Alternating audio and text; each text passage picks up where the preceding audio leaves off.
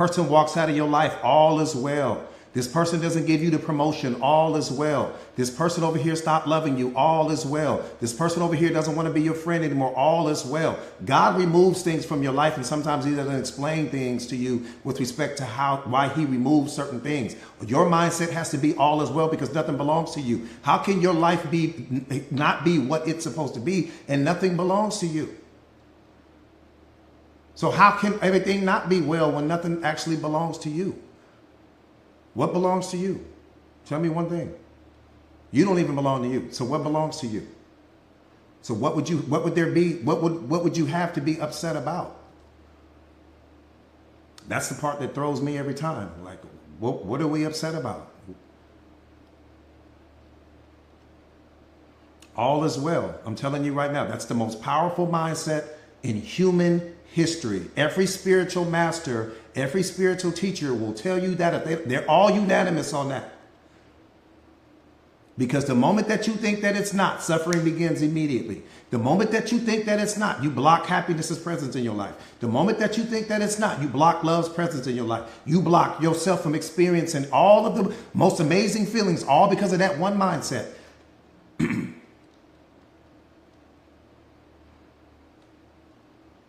That part right there. Thank you so much, you guys. Thank you. What's up, Destiny? So good to see you.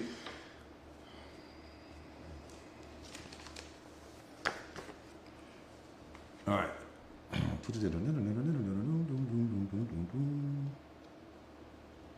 So all is well. Everything is in a mess and all is well. The mess is only in your mind. It's not in reality. The problems are only in your mind. Not in reality. Reality doesn't have the power to produce your unhappiness. It doesn't have the power to produce your depression. It doesn't have the power to produce your sadness. It doesn't have the power to produce your anger. Nothing is producing that except for you. That's why self-mastery is so important, because once you master self, you've mastered life. There's nothing else to master. Nothing.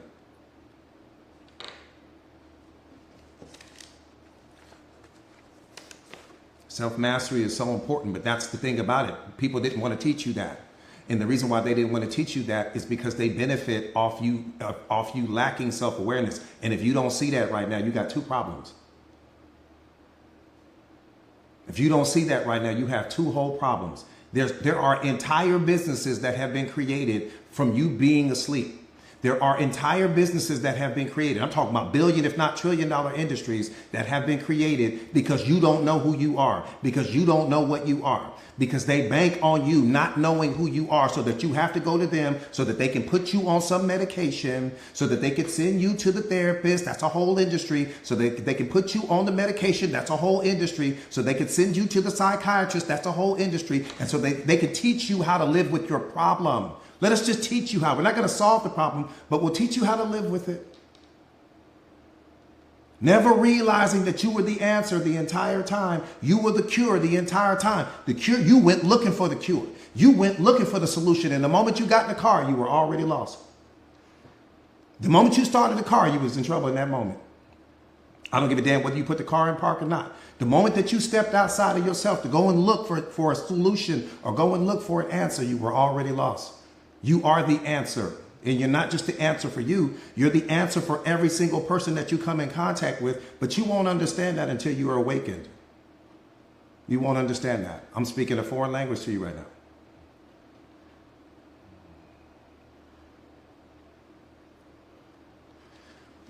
I appreciate that.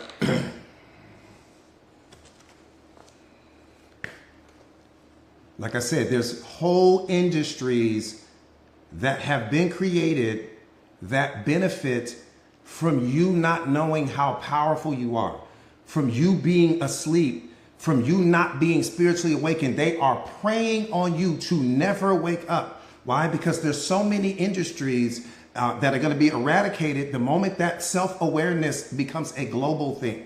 Right now, you have pockets of people that are waking up here and waking up there and waking up here and there. But the point not to be missed is that once it becomes a real thing, once it catches fire, just look at all of the different industries that will instantly be put out of business. Look at how many businesses Amazon by itself put out of business. Hundreds of businesses failed the day that Amazon arrived. They put bookstores out of businesses. They put brick and mortars out of businesses. They put all of these other companies out of business because you could go to Amazon to get everything you want, and you were going to get it faster and cheaper. Self-awareness is no different. It's the Amazon for your life.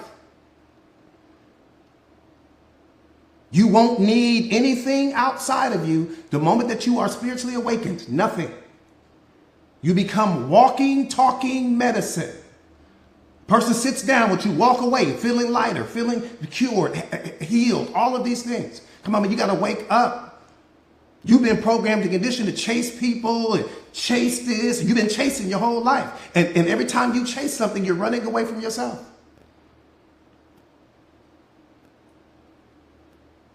Whatever you're chasing only means that you're running away from you. No, you run to you. And when you run to you, everything else wants to run to you. When you run away from you, then you're running away from yourself.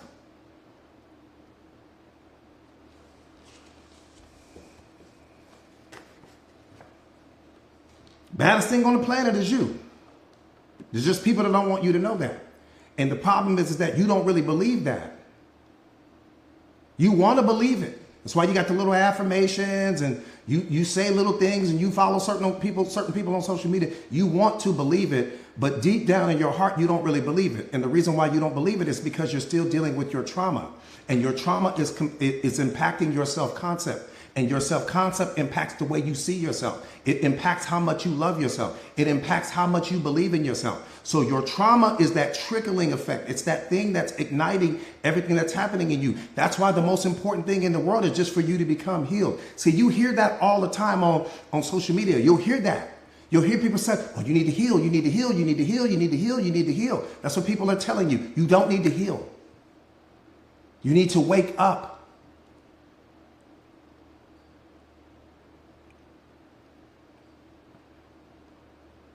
I said, you don't need to heal. You need to wake up. When you wake up, the healing happens immediately.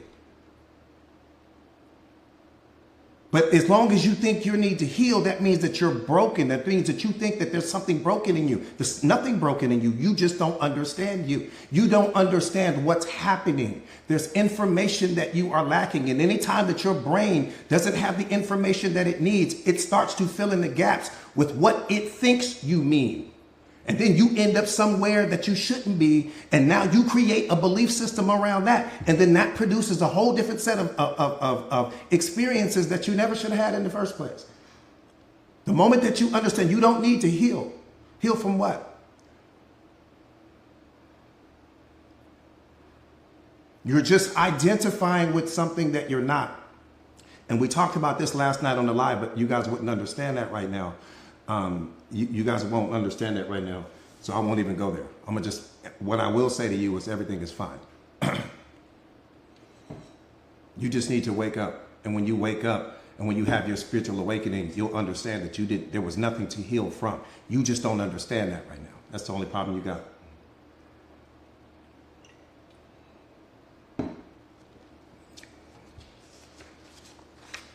The only problem you have. Yeah, Destiny. Last night's live was powerful with respect to just you understanding the difference between the I and the me. Some of you guys don't understand the difference between the I and the me, and all of your suffering is coming from that. It's not coming from anywhere else. It's just coming from you not understanding the difference between the I and the me. That's it. That's all. The only problem you have. You got one problem in your life, and the fact that you don't understand the difference between your I and your me. That's it. The only problem you have. You have no other problems. I can promise you that.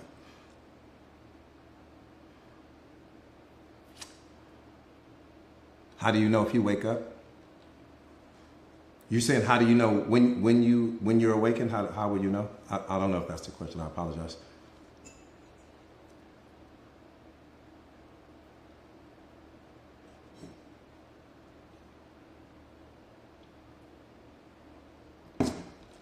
I'll tell you how.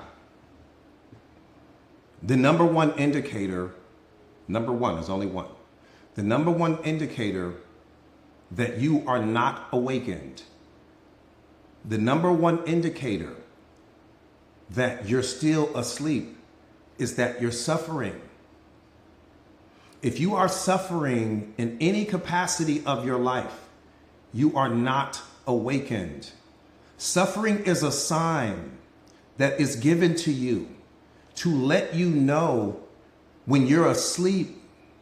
Suffering is a sign that is given to you to let you know when you are out of touch with the truth, when you are out of touch with God, when you are disconnected from Him, when you are disconnected from your highest and best self. So you sit with yourself and you be honest with yourself. If you are suffering in any capacity, you are still asleep. You are not awakened yet.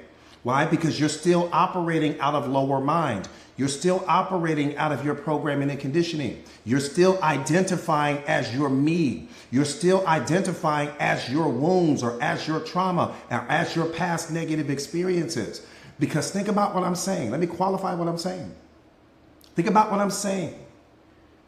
You are the divine in human form. You are the human manifestation of the divine. You are the divine personified, but you haven't waken up to that yet.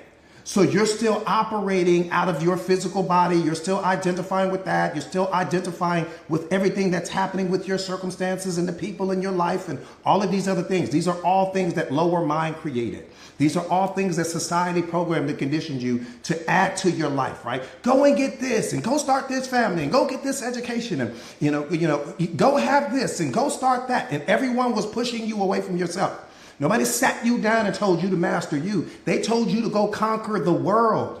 Why? Because when you go conquer the world, you don't understand that everything that you added to your life is what's producing the suffering in your life.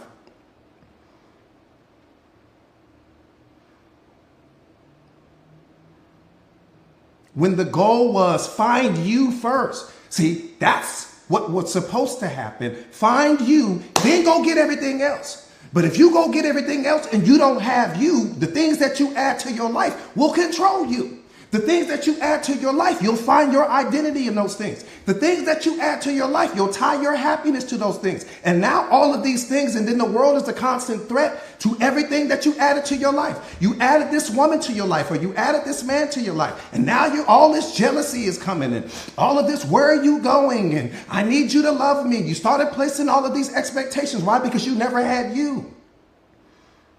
Somebody programmed and conditioned you to just go start adding a bunch of people to your life. Go find success, because you're going to be so happy when you become successful. Now, the fiber of your success produces any of your happiness. I know that, and I don't even have to know your name. None of your happiness comes from anything that you've acquired. Why? Because I understand hedonic adaptation. And what hedonic adaptation means is that you got temporary joy, you got temporary excitement from everything that you added to your life. And all of that's gone now. Where did joy go? Where'd the excitement go? Why don't the clothes in your closet make you excited anymore? Why doesn't that car that you've had for a year now excite you anymore? Why doesn't your house excite you anymore like it did in the beginning? There were all of these things that brought all of this temporary joy and excitement in the beginning. Where did it all go? Where did it all go? What happened to it? What happened to it? I fell in love, coach.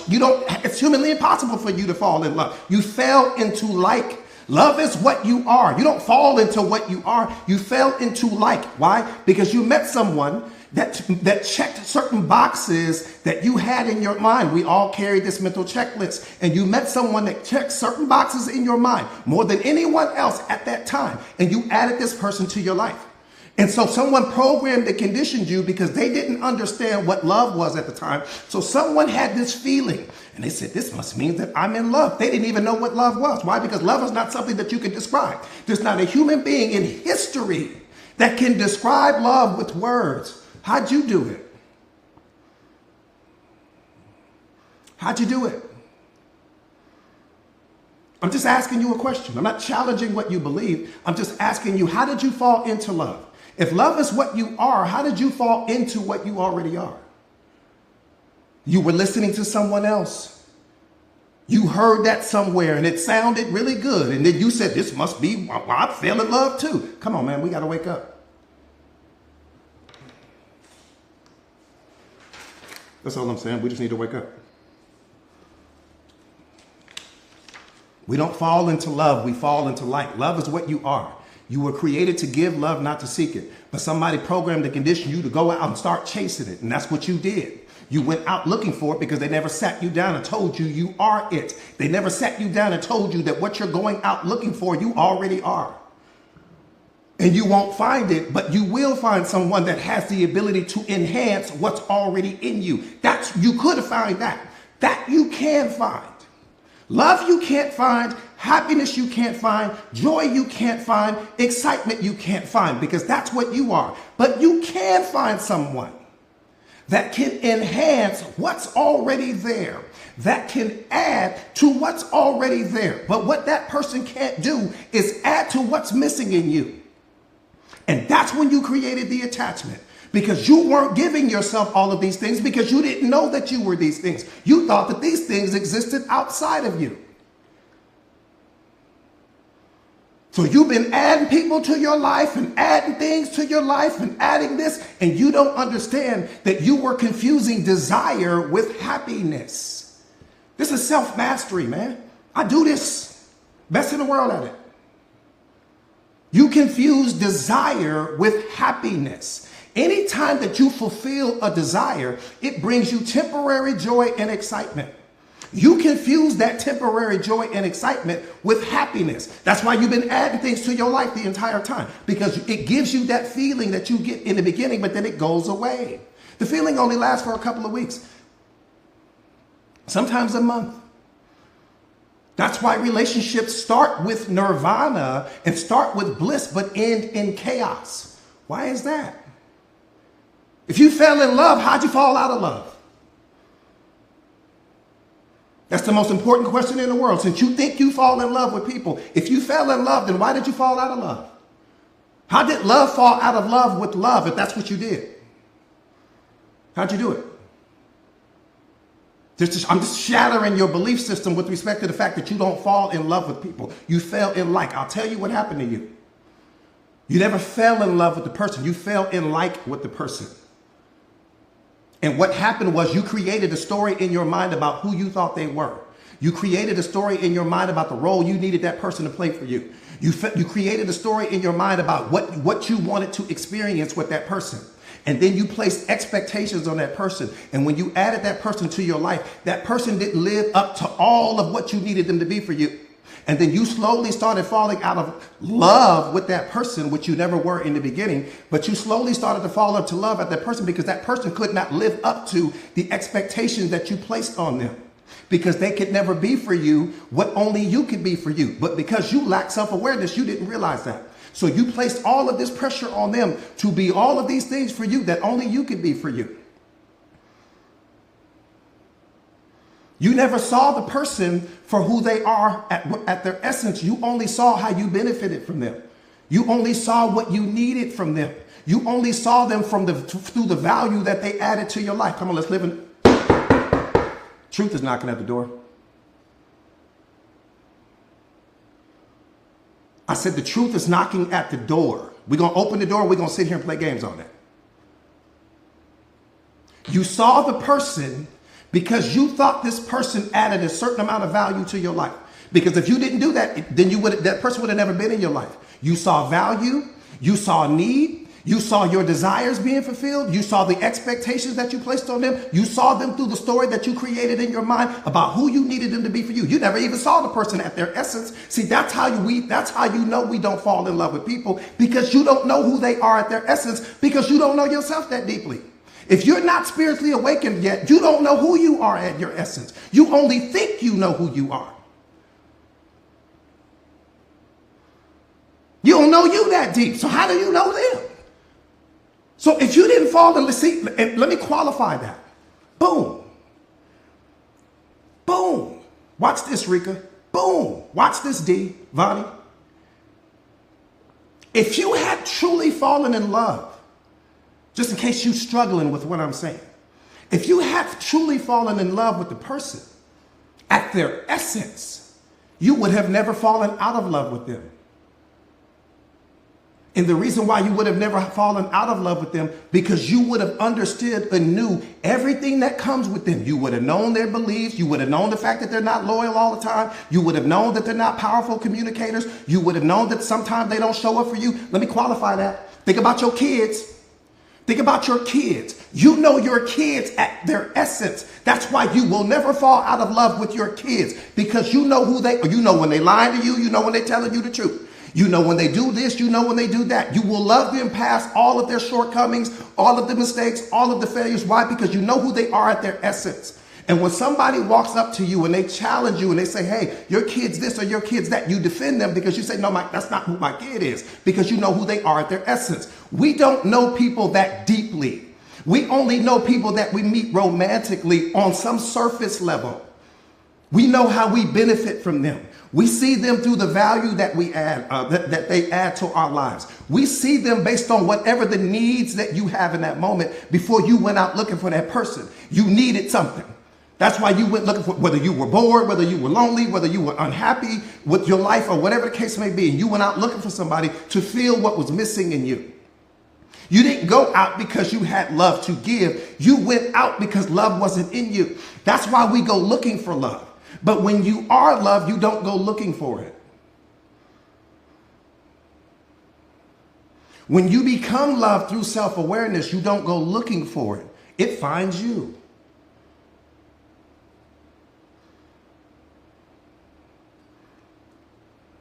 We're just not going to live in the truth. We're not going to do the truth today. I'm just asking.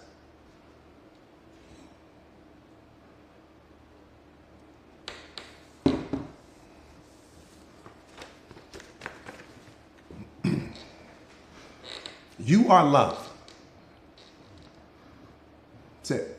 You don't fall into what you already are. The knife doesn't cut itself. The sun doesn't shine on itself. The tooth doesn't bite itself. The eye, E-Y-E, doesn't see itself. Love doesn't fall in love with love. Love is what you are. And somebody programmed to condition you, and I don't even blame that person. There was somebody a long time ago. We don't know who it is, and it doesn't matter. But there was somebody a long time ago, and they met someone. And when they met this person, they started to feel all of these things, right? All of these feelings that they had never had before. They didn't know how to describe it, right? They didn't know how to describe it, but they were feeling something. There was no internet back then. There was no social media. There was none of that going on. They were feeling something. They didn't have anybody to talk to. There were no books around to describe what was going on. There was no one to talk to. So they came up with that term, in love. And then historically speaking, everyone picked that up. Oh, well, I must feel that too. That must be what I feel. I felt that before, John. Oh, yes, Stacey, you're right. And everybody picked it up. No one actually knew what it meant. We just placed a label on it. Anytime you don't understand something, you place a label on it.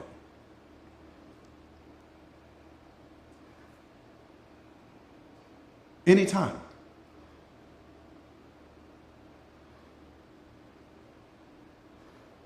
The moment you don't understand something, you just label it.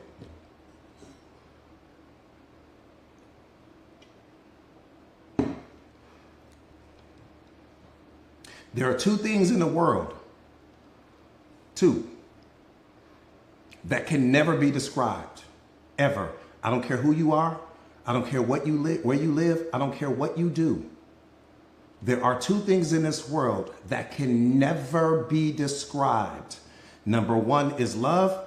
Number two is happiness. They are the only two things that can never be described using words alone. Humanly impossible. You can take every dictionary and stack it up. You can take every Bible and stack it up. You can take every theologian. You can take every philosopher. No two people will give you the same definition of love or happiness. That's a diamond hard fact. It's not my opinion. Because everyone is seeing those things through their concept of them. Everyone is seeing those things through their programming and conditioning.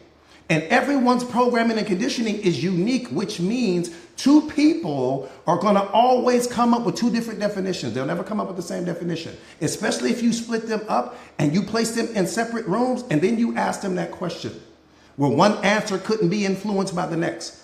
No two people will give you the same definition. No two people. The only two things in the world that cannot be described. God is love. Cannot be described. But the same way that no two people can describe love and happiness is the same way that no two people can describe you, because you are the byproduct of those things.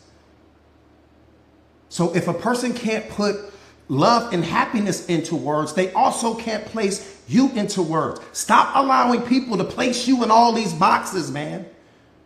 Stop allowing people to place all of these labels on you. People don't understand what you are because they don't understand what they are. Only the self-aware person can tell you what you are. We understand when you become spiritually awakened, but before your spiritual awakening, they have no understanding of what you are. They're just going to place a label on you. And then if you're suffering in any type of way, they're going to place another label on you. Oh, you must have this, or you must have that. There's only two things in the world. There are people that are spiritually awakened, and then there are those that are not. Everything else is cap. Everything else is some label that someone operating out of lower mind, some label that someone that lacks self-awareness came up with, like in love. And they place that on you. And I'm going to tell you what hurts you. What hurts you is that you believe it. The label didn't hurt you. The belief that you attached to the label, that's what hurt you. Because belief unlocks experience. Whatever you believe, you're going to create that experience. Not because reality wanted you to do it, because you believed it. Tapping is clapping, you guys. Get the likes up. Let's get the likes up.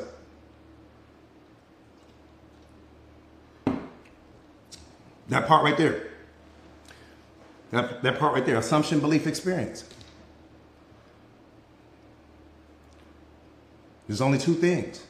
No, coach, he's a narcissist. There's two things. There's only two things. See, the self-aware person, life is simple for us. It's simple for us because we understand that there's love and there's fear. There's love and there's happiness. Fear is the absence of love. That's where all of the violence comes from.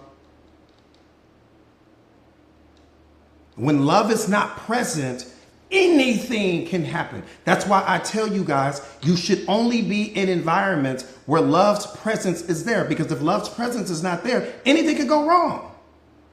I don't give a damn how you label it after that. When love walked out the door, you should have walked out the door too.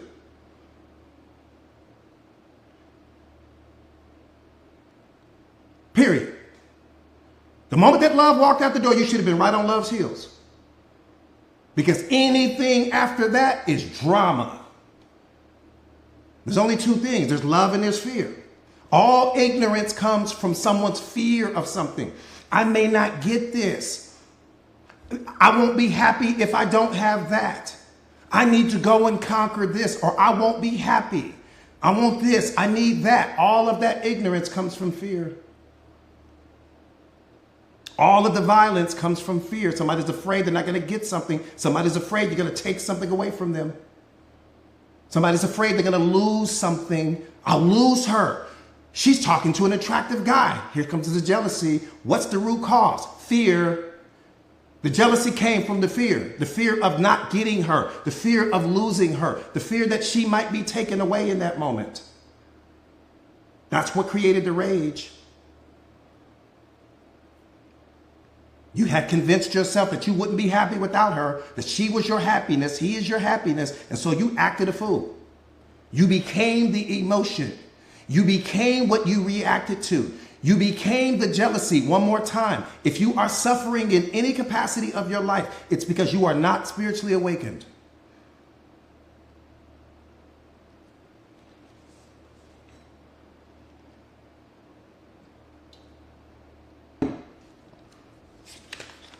Does it make you a bad person? Like I said, there's only two things. There's people that are spiritually awakened, and then there are those that are not. The people that are still spiritually awakened, we can come up with a billion titles and a billion labels to attach to them. And it's all nonsense. It's all foolishness. It's all people that operate out of lower mind trying to convince you that they're smart, that they figured something out.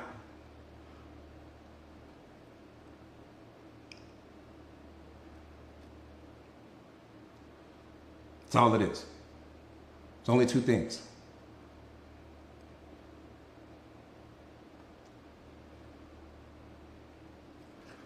And that's my thing. You being the human manifestation. See, I tell people this all the time. If you weren't actively engaged in making yourself miserable, you would be happy right now.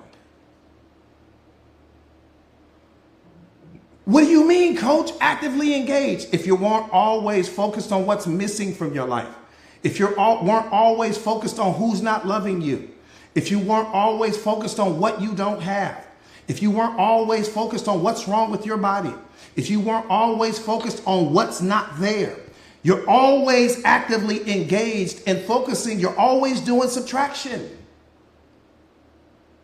How often do you do addition? Is the $1 billion question.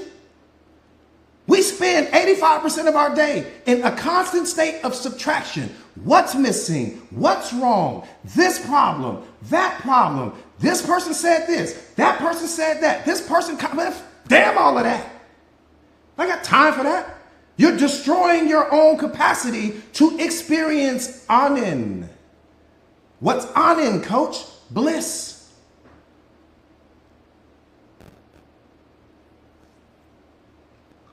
Bliss.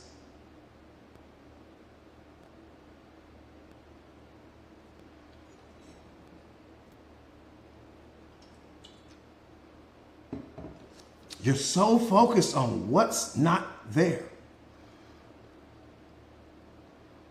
How can happiness be where you are? Damn all of that.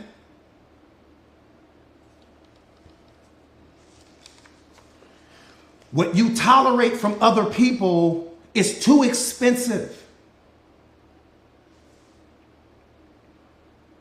The disrespect that others project onto you is too expensive. You accepting less than you deserve from others is too expensive. You not loving yourself unconditionally is too expensive.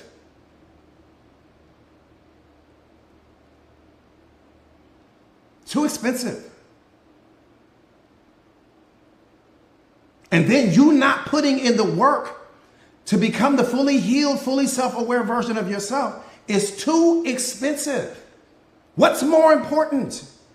Tell me.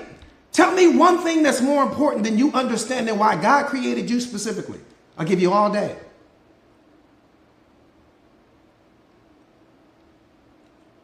Because you only understand that once you become awakened. Before that, you're searching for your purpose, never realizing that the purpose is you. The purpose of your life is for you to discover who you are. Not for you to discover who someone else is. Not for you to place this person on some pedestal in your life. Not your relationship. Not what's going on with your kids. The purpose of your life is for you to discover who you are. Because the moment that you discover who you are, what you're going to understand is that your purpose is connected to your pain.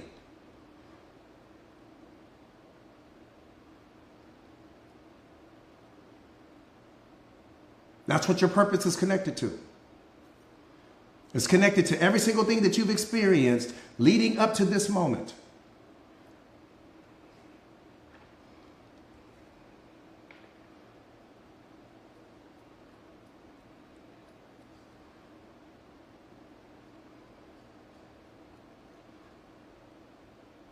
That's your purpose in life.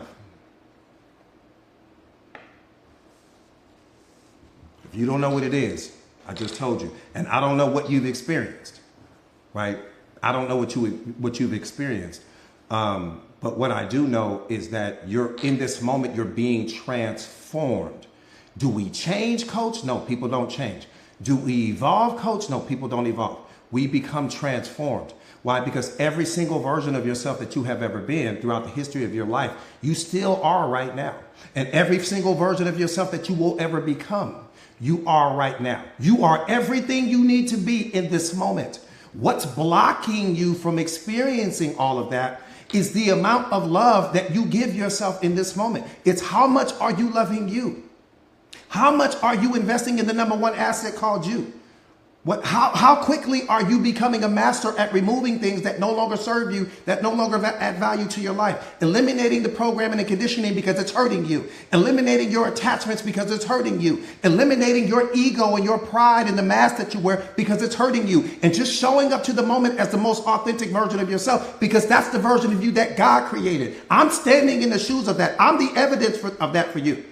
I'm you pushed out 6 months from now, 1 year from now, 2 years from now. It's all based on you. I don't study self-awareness. I am self-awareness. I don't study self-mastery. I am self-mastery.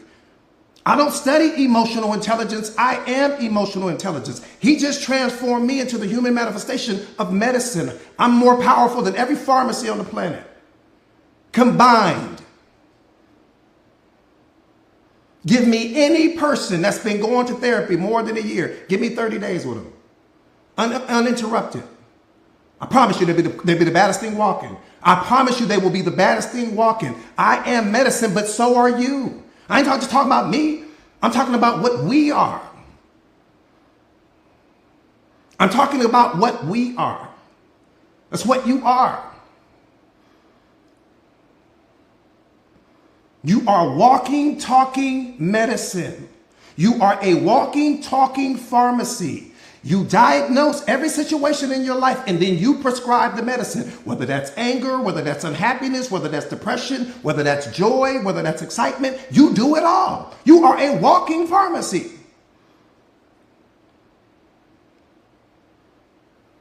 And your pill is belief. That's what makes you powerful, what you believe. It's the only thing that makes you powerful. Happiness releases you from the self. We get that. Anytime that you're suffering in any capacity, you're tied to the self. Suffering ties you to the self. Happiness releases you from the self. But it's belief. Belief unlocks experience. Love takes you to the highest vibrational frequency and keeps you aligned with God. You got to understand how you work.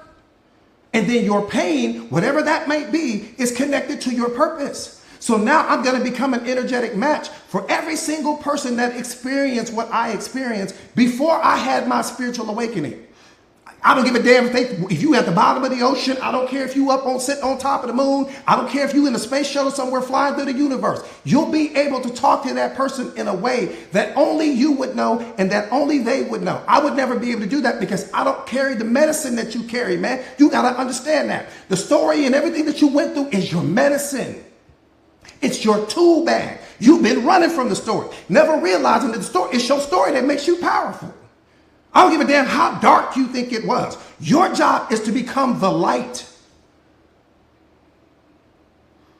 That's what God created you for. In case you don't know, can you become the light? That's it. It's a simple question. It's a simple question. Deserves a simple answer. He just wants to know, can you become the light? Because what you think happened to you didn't actually happen to you. You witnessed what happened to you, but you're identifying with the wounds right now. That's the only reason why you suffer. The whole purpose of your story is, can you become the light? I became the light. And I'm not only just the light for me, I'm the light for every single person that I encounter. That's what your purpose is connected to. That doesn't mean that you can't go out and do other things. That doesn't mean that you can't become the content creator, or you can't become the lawyer, you can't become the doctor, you can't become the father or the mother and fill in the blank. Doesn't mean any of that.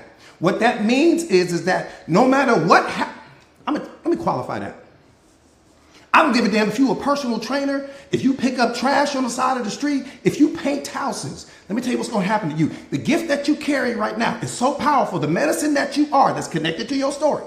When you become the fully healed version of yourself, when you become whole, what's going to happen to you is this. Let's just say you wash cars. You'll be washing cars. And somebody will be talking to you about their problems or whatever the case may be, and you'll be able to solve that. They say, damn, man, you need to be my therapist. That's what you're going to hear them say that time and time and time again. You'll be talking to this person over here. This dude might be, hey, Mr. Johnson, how you doing today, man? I just finished watching your car. Mr. Johnson's like, oh, man, I'm kind of happy. Well, what's going on, Mr. Johnson? You'll be sitting there, you'll be talking, all of a sudden, you just solve all of Mr. Johnson's problems. Yeah, you can watch cars, but that's not who you are. Underneath all of that, God created, he sent Mr. Johnson to you, but you don't realize that at the moment when you lack self-awareness.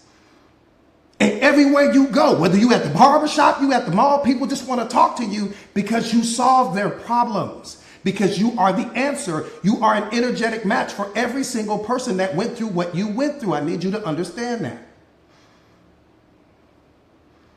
Again, that doesn't mean that you can't go out and do other things. Whether you want to cut hair, you want to build houses or whatever, none of that matters. What else you do.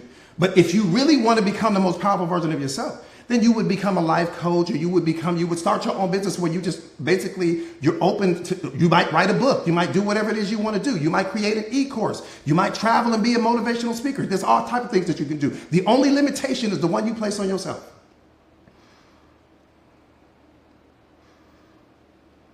That's it. It's the only one you have. That part right there, Moni, lean into the light.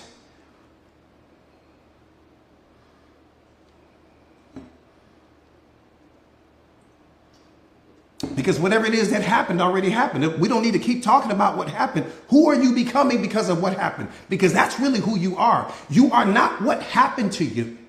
You are who you become because of what happened to you. And that choice belongs to you.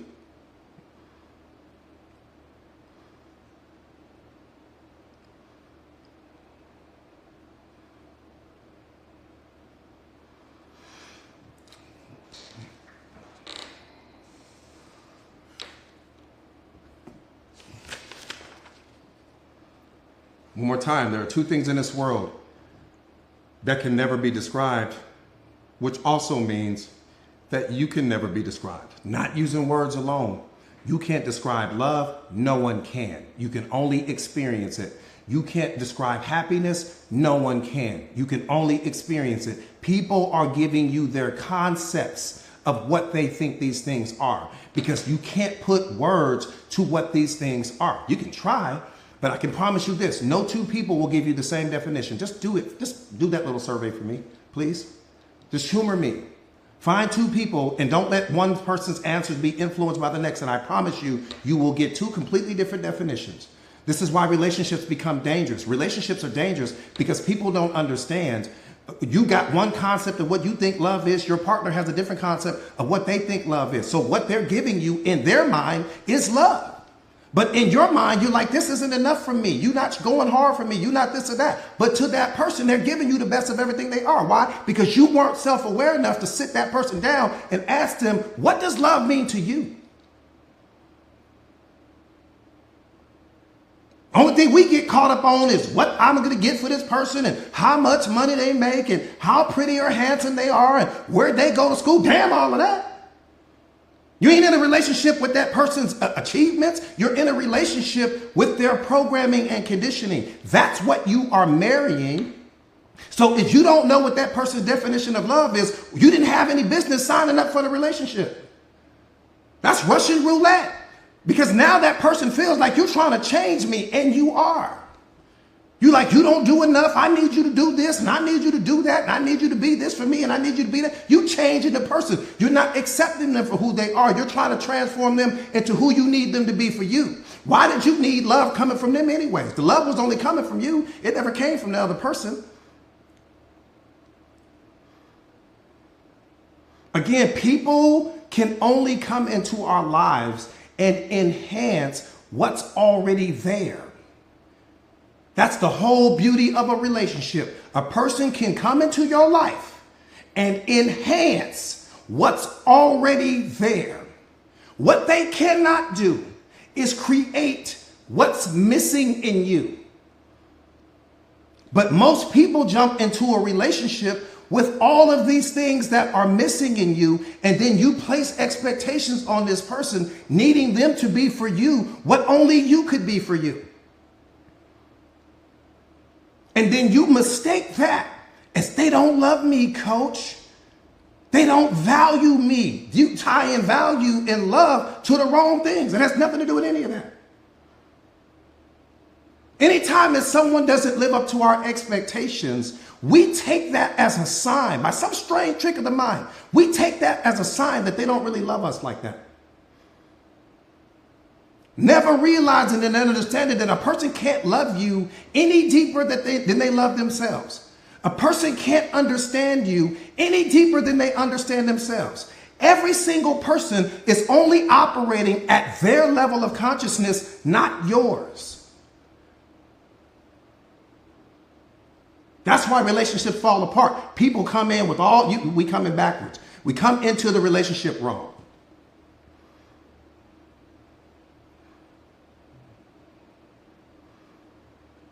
I'm telling you, we come in wrong. How do you get to the right place when you come in wrong? Because we've been programmed and conditioned to focus on their education. We've been programmed and conditioned to focus on who their family and their bloodline is. We've been programmed and conditioned to focus on how handsome or pretty they are, how much money they make, what type of house do they live in, damn all of that. That's what destroyed your relationship. None of that mattered.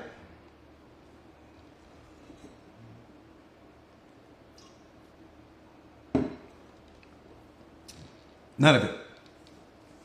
I said none of it. We focus on all, I'm just telling you. I'm just giving you universal truth right now. When you become self-aware, when you really get there, you'll understand all of that. You won't care about all of the things that everyone else is caring about. You're going to be focused on things that matter, which is the programming and conditioning of that person.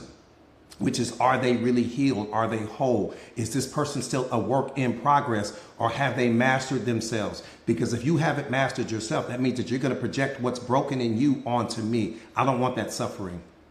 Come back to me when you whole and complete. I don't want that suffering. We can be friends, but what I'm not getting ready to do is jump in a relationship with you and you still a work in progress. Because once you become that completed version of yourself, your opinions about me are going to change. Your perspectives are going to change. Your beliefs are going to change, which means your attitude toward me may change. I don't have time to play Russian roulette with people.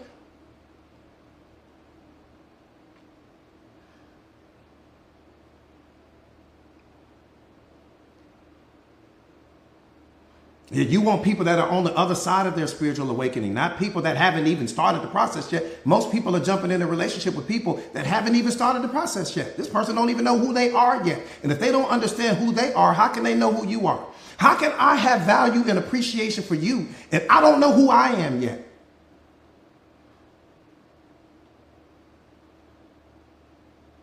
Well, just help me out. Just help me do the math. I don't know. Maybe you know something I don't know. That part right there, Tina. But see, and I don't blame anybody for that.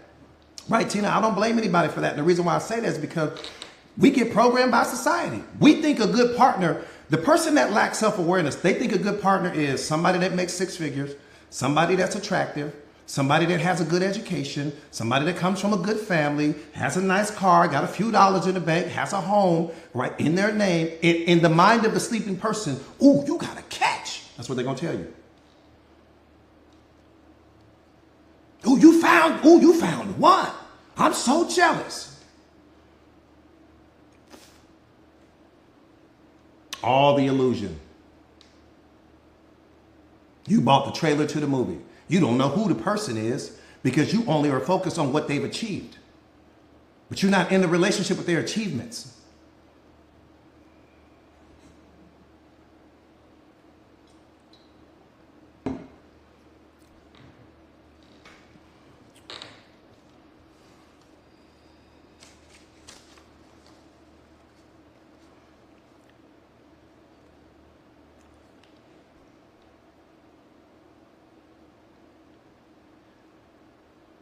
You know, I say this a lot, and it sounds, you know, on the surface it sounds good, but when you really tap into the meaning of what I'm saying, you'll really understand. That part right there, we buy the trailers to the movie, man. You know, we buy the trailer. And oftentimes when you're at a real movie theater and you see this trailer, the trailer was what makes you want to go see the movie. But the trailer was really the best part of the movie. The movie was horrible. The movie was horrible, but the trailer was good, and they were smart enough to do that. They put all of the best and everything they needed to do, and that's what people do. When they meet you, they give you their highlight reel. But when you actually get an opportunity to get past the honeymoon phase of your desires and all of these things for that person, and then the real them starts to emerge, the real them and the trailer don't match. But by this time, you're emotionally invested, mentally invested, spiritually invested. You're already invested. So let me tell you what you do. So you hang in there, thinking that you can change the person, never realizing that the person is operating at full capacity.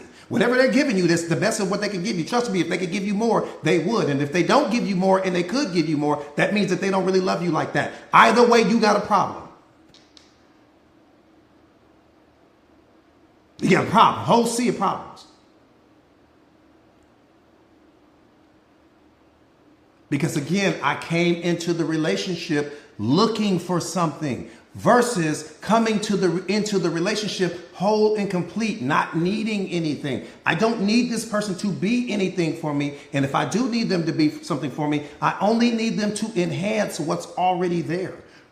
I don't need them to add to what's missing because there's nothing missing because I'm already complete. Now the relationship is healthy. The relationship became unhealthy the moment that you showed up into the relationship missing things, not loving yourself, not showing up for yourself, not believing in yourself, not investing in yourself. You were lonely. You were bored. You saw all of your little friends going out on these little dates with their partners. You like, I don't have anyone. And so then you went and jumped on some app because somebody told you about it, some dating app, and you went and jumped on the app and you found this person and he got an education and she has this and he has that, and you created a relationship out of that. That's why it fell apart.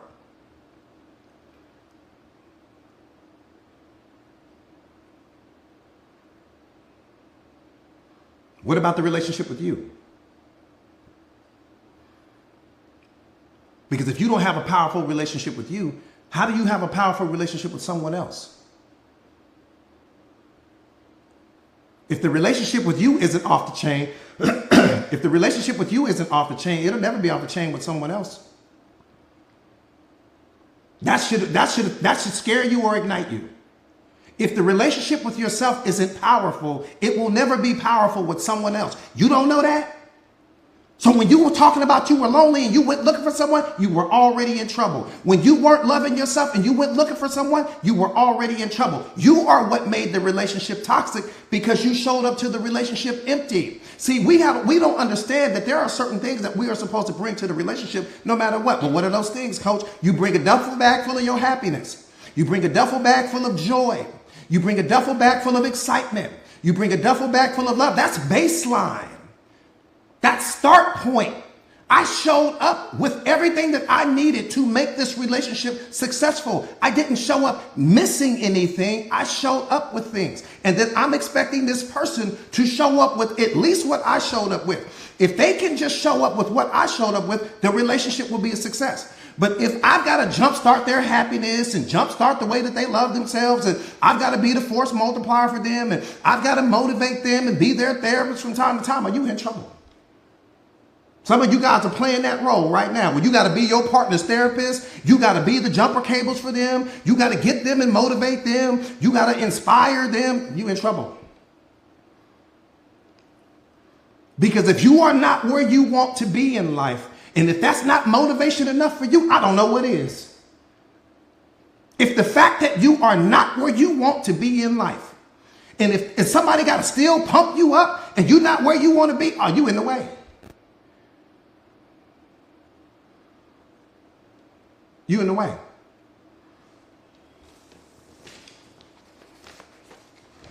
I'm talking about all the way in the way.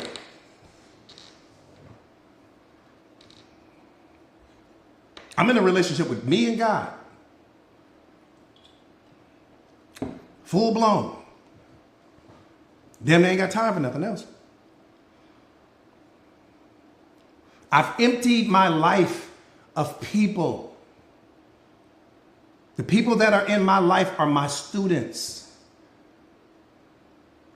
They get my love, they get my attention, they get my focus, they get my this, they get my that. I've got God on this side, I've got me here, I've got my students in front of me, and my focus is to make sure that they are everything that they need to be. And while I am in the process of loving the hell out of myself, while I'm in the process of building a more powerful relationship with God every single day and building a more powerful relationship with my students every single day. And if someone should just want to walk up and hand me the love that they have in them, wonderful. But I'm not looking for anything. Because everything I need, I already have.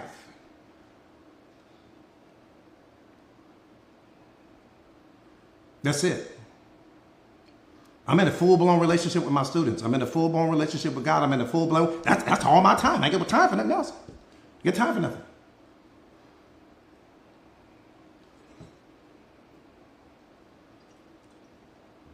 But again, we've been programmed and conditioned to believe that we're supposed to be in relationships.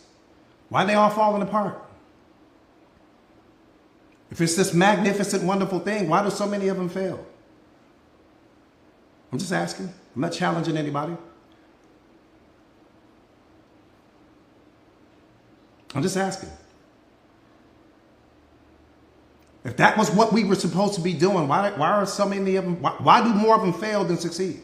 And even the ones that succeed, if you were to really ask the people, if you could really pull them to the side, I can promise you, chances are most of the people that are in relationships right now, most of them aren't happy. Most of them aren't getting what they want, need, and desire. Most people are settling. Come on, live in the truth now.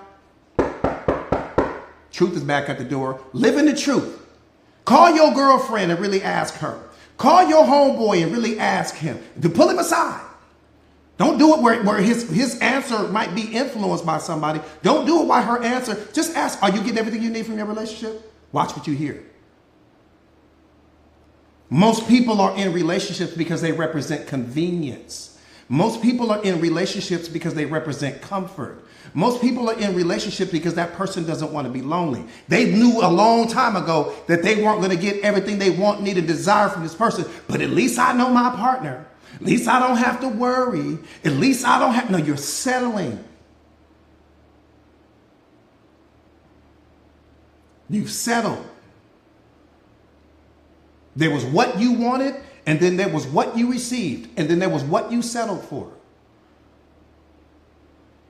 You have to know the difference between what you're getting and what you settled for.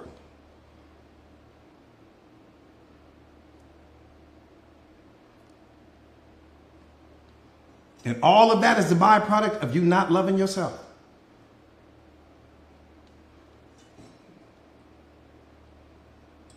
Because it's humanly impossible. It's humanly impossible for you to love yourself at a 5-star level, but to settle for someone that's giving you 3-star love. You love you at a 5-star level, but you added this person that loves you at the humanly impossible. I don't even have to know you, and I know that.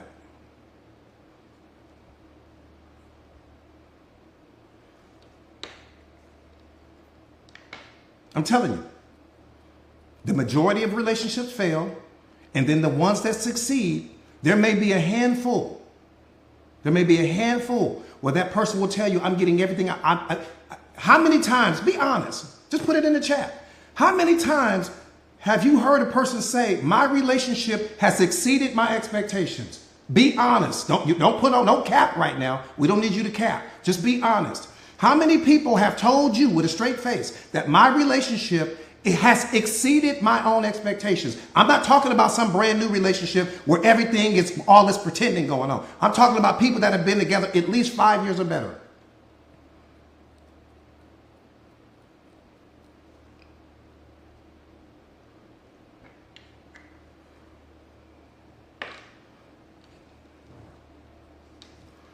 I do this every day. I coach people in relationships every single day.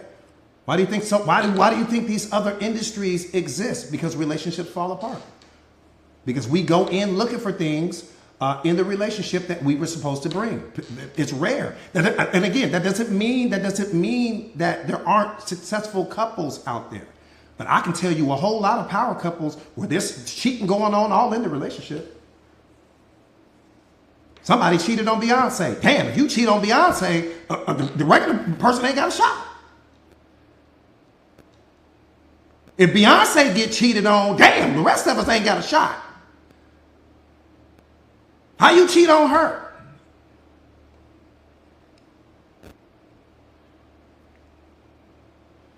That part right there, Moni, you know. That part, I'm just saying, we don't understand that again, let me tell you what we don't understand. And this ain't no knock on Beyonce and them. I'm not saying that I'm just saying, damn. I mean, how we win that game? But what I'm saying to you is, what we don't understand is that when a person lacks self-awareness, they're living through their desires. That's what I need you to understand. This ain't got nothing to do with Beyonce. When a person lacks self-awareness, they are living through their desires. They are living through their needs. They are loyal to what's in front of them at that time. When you lack self-awareness, that's how you're moving through the world. Okay? And so when that person, when there's nobody around and nobody watching and all of these other things, who do you transform into? Yeah, you got a whole human being at home, but guess what? Hedonic adaptation has already kicked in. You already had so many experiences with this person that you're bored with the experiences of that person. Now you've got this new person in front of you. Just as beautiful, just as attractive, but you haven't had a single experience with this person before. And you want the experience with that person. Now you may not want the person. That part I'll give you. You may not want the person in terms of some long-term relationship or whatever the case may be, but you want the experience. That's what most people are going to war with in their own minds. We don't realize that. So when that person is out in the world, again, when there's no cameras on, nobody's looking, nobody's watching, who do you transform into? When you're having all of these, you got to understand that every single person on the face of this earth is an experience. Every single person is some different, unique experience. You got to be a powerful person. I don't give a damn who you are. You've got to be a powerful person to love the one experience that you have sitting at home, so much so that it has blinded you to every other possible experience that you could have. That's the same way when you're driving down the street. Let's say you have a Honda or you got a Mercedes Benz or you got whatever type of car you got, right? Cadillac, truck, whatever you have. You mean to tell me when you drive in that car, you don't see any other pretty cars? That's what you telling me with a straight face? You don't ever say, ooh, I wish I had that. Or, ooh, I wish I had the new this. Or, ooh, I wish I had that. That's what you're telling me? Of course you do that. So it's no different when you lack self-awareness, right? A person is walking through life and you're seeing all of these beautiful experiences. And when you're with your partner, you can pretend not to see it, but you see it. Even when your partner is with you, they notice everything that's going on in that restaurant, in that nightclub, in that this, in that. What matters is what's the thought that person is having at that time. Because when you become self-aware, what you understand is that the grass is not greener on the other side. But when you don't lack self-awareness, you don't realize that. You don't realize that. Man, I'm giving you raw truth right now. I'm giving you universal raw truth right now. When you lack self-awareness, let me say this to you. And any person that's being honest will at least admit this. When you are out with your partner, lie and tell me right now that when you are out with your partner, you don't notice other attractive people. That doesn't mean that you act on it, but damn, you saw it. You ain't had that thought. When you saw that big 6 foot tall, muscle bound dude with all the tattoos walk in, you didn't see that? You didn't have a thought? Because see, what we understand with self-awareness is that every time you see someone, you have an emotional reaction to that person. That's a diamond hard fact. That's not my opinion. Every single time that you see someone, you have an emotional reaction to that person. Why? Because that person is an experience. Again, it doesn't mean that you want to go home and marry the person, do all of these other things, but it means you saw that. And you had an emotional reaction to that. And that emotional reaction triggered off a set of beliefs and thoughts in you at that time. That's all I'm saying. I just live in the truth. I write about it in my book. Every single time and it happens to you, every single time that a person sees you, every single time that a person sees you, they are having an emotional reaction to you. Again, doesn't mean they want to go home and make love to you and all these other things. They're having an emotional reaction to you. Every time. Why? Because they've never seen you before. And if you just happen to be someone that's really attractive or really handsome or really whatever, then you really make an impact on that person. Man, I'm telling you what God loves right now. You have an emotional reaction to every single person that you see. But here's the thing. Sometimes you'll look up at people and they may not be that attractive to you, meaning that they didn't make your mental checklist. And they won't move your needle. You'll go back to reading your book or sipping your coffee or doing whatever. But certain people will walk in and will stop you dead in your tracks. And you'll just get caught up looking for a second. And then you'll look. We just not going to live in the truth on this platform, huh? We're going to tell everything but the truth.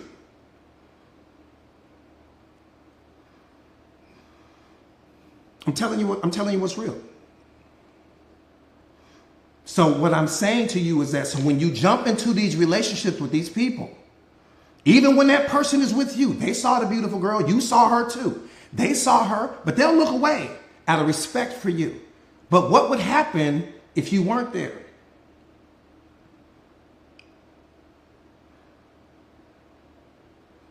There's not a single person in that restaurant. There's not a single person at that nightclub. There's not a single person at that hotel that your partner doesn't see, man or woman. It doesn't matter. They've seen it all. And they had an emotional reaction in that moment. Now, that doesn't mean that they were going to do anything disrespectful to you. That's not what that means. But what that also means is that if you weren't there, and if the opportunity, just everything happened to align the way that they needed to align, what would they do?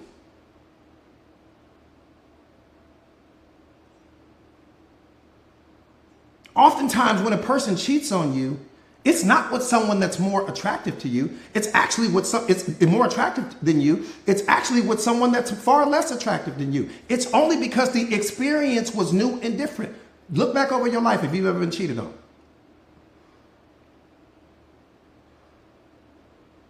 It's just the experience, Tracy. It has nothing to do with people chase experiences.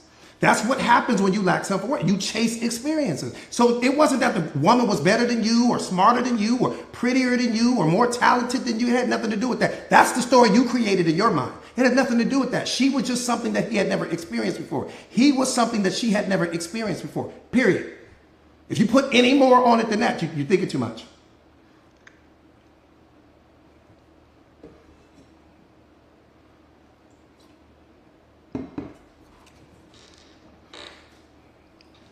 And that's what makes me, so when I look at it from that perspective, let me tell you that's what scares me about relationships. That's what really scares me about relationships. But let me tell you how you know you have a powerful relationship. Let me tell you how you know you have a powerful relationship.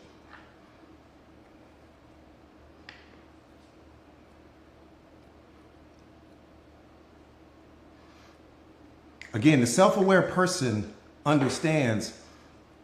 Yep, people crave attention too. Absolutely. But that part right there, especially. How you know you have a powerful relationship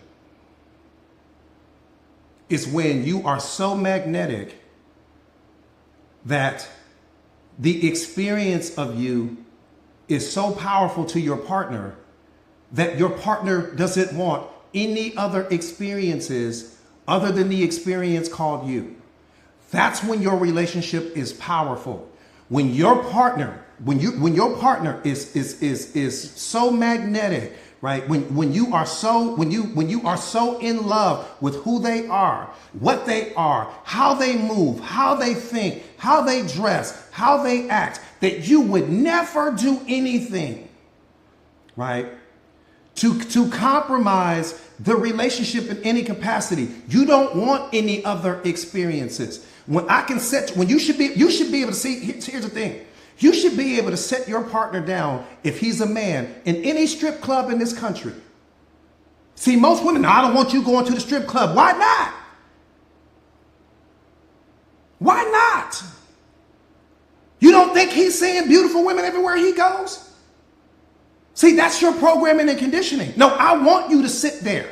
Go to all of them. Because if that person has the power to make you walk away from the relationship, I didn't have anything to begin with. So I would rather find that out right now than find that out 10 years from now. But see, that's the whole thing. If your partner can't be in certain environments because you're terrified that person, somebody may take that person from you, you don't have anything. I want you to go. Go to the best nightclubs. Go to the best this. Go to the best that. Because anybody that takes you away from me took my problems away. That's what they did. Took all of my problems away. Revealed all of my weaknesses.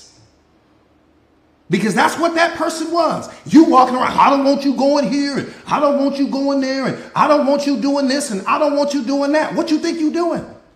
What do you think is happening? You think all of these, didn't you find them attractive? Isn't that the reason why you talk to them? Didn't you walk up to that person and get their number or do whatever it is you did because you found them attractive? What, did they stop being attractive the day you met them? They stopped being attractive the day you jumped into the relationship with them? Come on, wake up. So all of that, I don't want you here, and I don't want you not doing anything but creating some false sense of security in your mind. You are insecure. You're trying to control this and control that. No, I want you to go out and do what you do. See, you have to, I tell people this all the time, you have to let people be who they are. And once they show you who they are, then you can make an intelligent decision on whether or not you want this person to be a part of your life. Let them be who they are. Stop trying to control the situation because you're actually not controlling anything. If your woman is pretty, she pretty at the gas station, she pretty at the grocery store, she pretty at the mall, she pretty when she cooking breakfast, she's pretty everywhere. So all of that, I don't want you going here and I don't want you going there, you're not doing anything. You're fooling yourself. In the same way that you walked up to her, is the same way that other people approach her. Again, it doesn't mean she's engaging with that. It just means that it's happening. Did it happen for you? Okay, well, it's going to happen for her.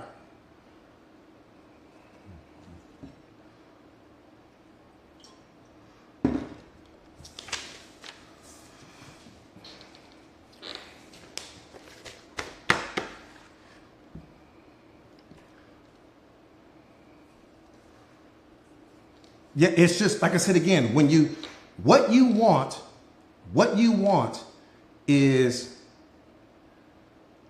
a partner, again, once you become self-aware, then you're going to attract a partner that has also put in the work on themselves to become self-aware. The self-aware person is not caught up on the superficial things. The self-aware person doesn't care about how much money you make or where you went to school or any of that because they understand that none of that is the glue that's going to keep the relationship together. The self-aware person understands that the grass is not greener on the other side. It's greener where you water it. So I don't want to keep jumping in and out of relationship from relationship. I've taken my time. I found my person that is an energetic match to everything that I am. I understand his or her programming and conditioning. I understand how they healed themselves, and I understand that there's nothing to project onto me because they're already healed. So they're not projecting their trauma onto me. They're not projecting their pain onto me. They're not projecting yesterday onto me. They don't have all of these expectations that they've placed on me and all of these things that I have to live up to so that they can be happy. None of that's happening. But to the relationships that lack self-awareness, that's exactly what's happening. Your partner needs you to be all of these things for them.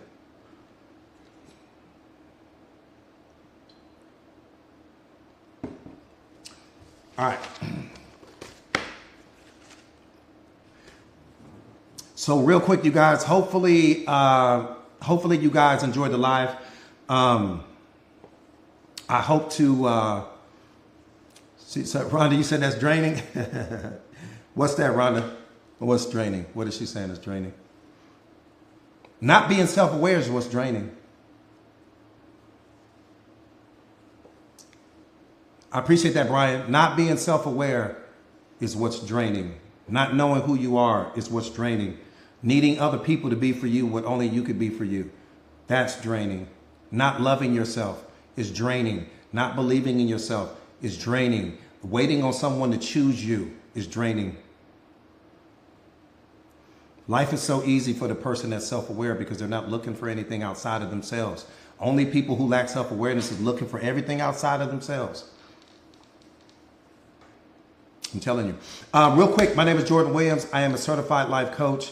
I specialize in self-awareness and self-mastery, helping people to become the most powerful versions of themselves.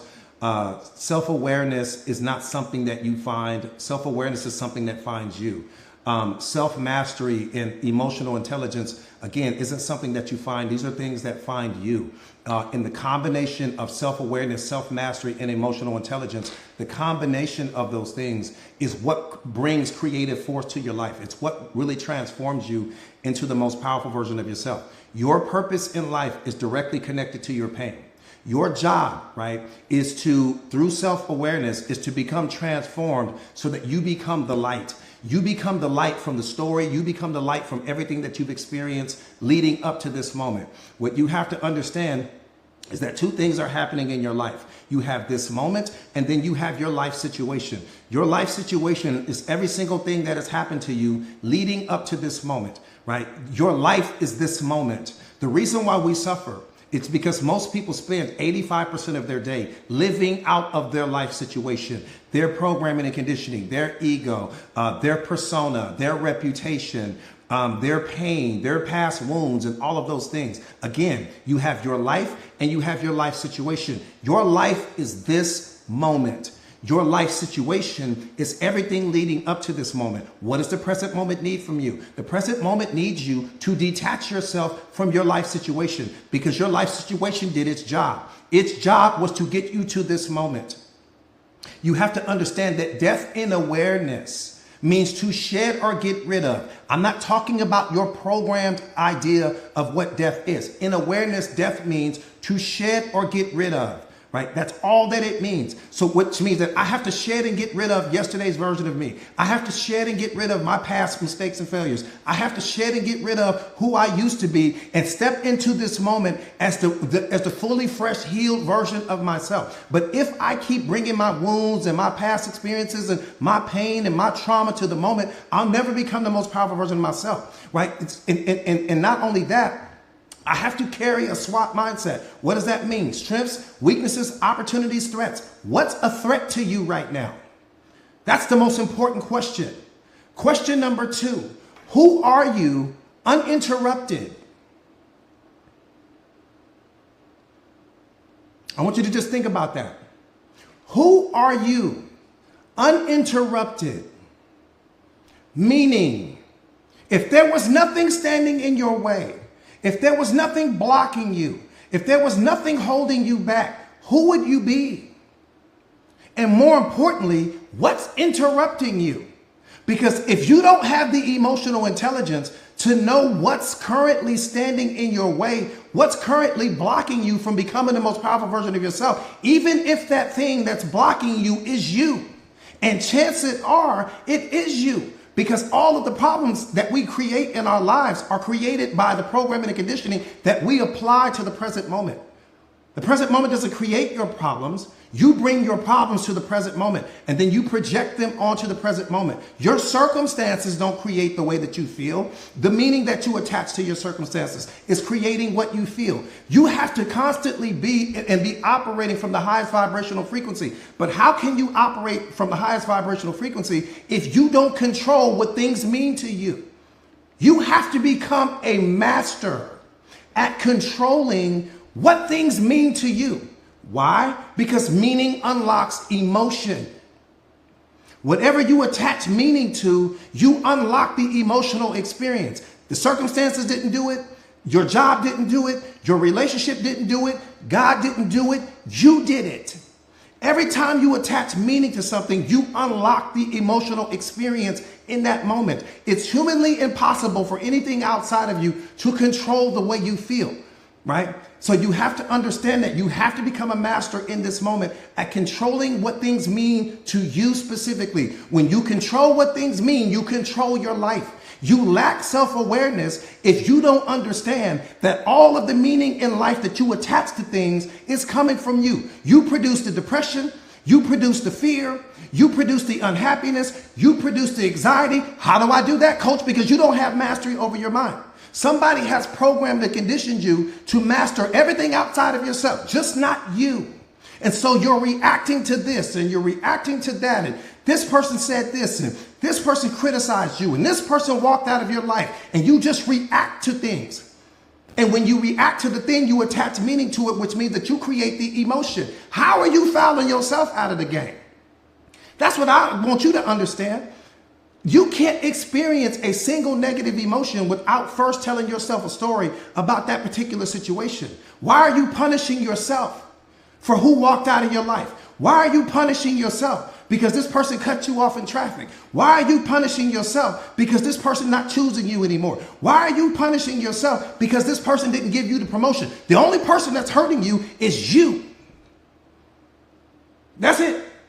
And then you run off to the therapist or you run off to the psychiatrist, never understanding that the solution to everything that you are looking for is you. When you take the time to master you, not only do you master your life, you master the world. You are what you have been looking for. You are your best relationship. You are the path. You haven't taken a single wrong path in your life, even though you think you have. That's your programming and conditioning talking to you. You don't take wrong paths in life because every path you take only leads you to a deeper understanding of yourself. Every bad relationship led you to this moment. All of the heartache led you to this moment. All of the suffering led you to this moment. It's the filters that we look at our lives through that causes more. You suffer more in your imagination than you ever could in reality.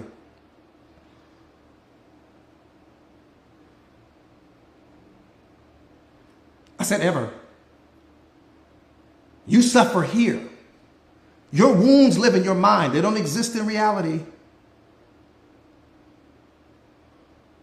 Pain is a thought. That's all it is. No one's ever told you that. Pain is a thought. And every time you reactivate the memory trace from that thought, you unlock all of the experiences and all of the emotions that are associated with that particular brand of pain that you keep reactivating. Pain is only a thought. It's a tiny little cloud in the sky called you. You have to be bigger than your problems. You have to be bigger than your pain. You have to be bigger than your trauma. You have to be bigger than everything that has ever went wrong with you, because all of the negative things that have happened to your life is leading to your spiritual awakening. Everything belongs at your feet, not on some pedestal in your mind. In the same way that you will never be on the same level as God, fear all of it. You create it all. Fear is only a misuse of your imagination. You don't fear the future. You fear what you imagine might happen in the future. You're creating all of it.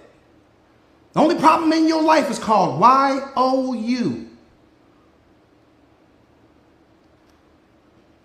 Just you, nothing else.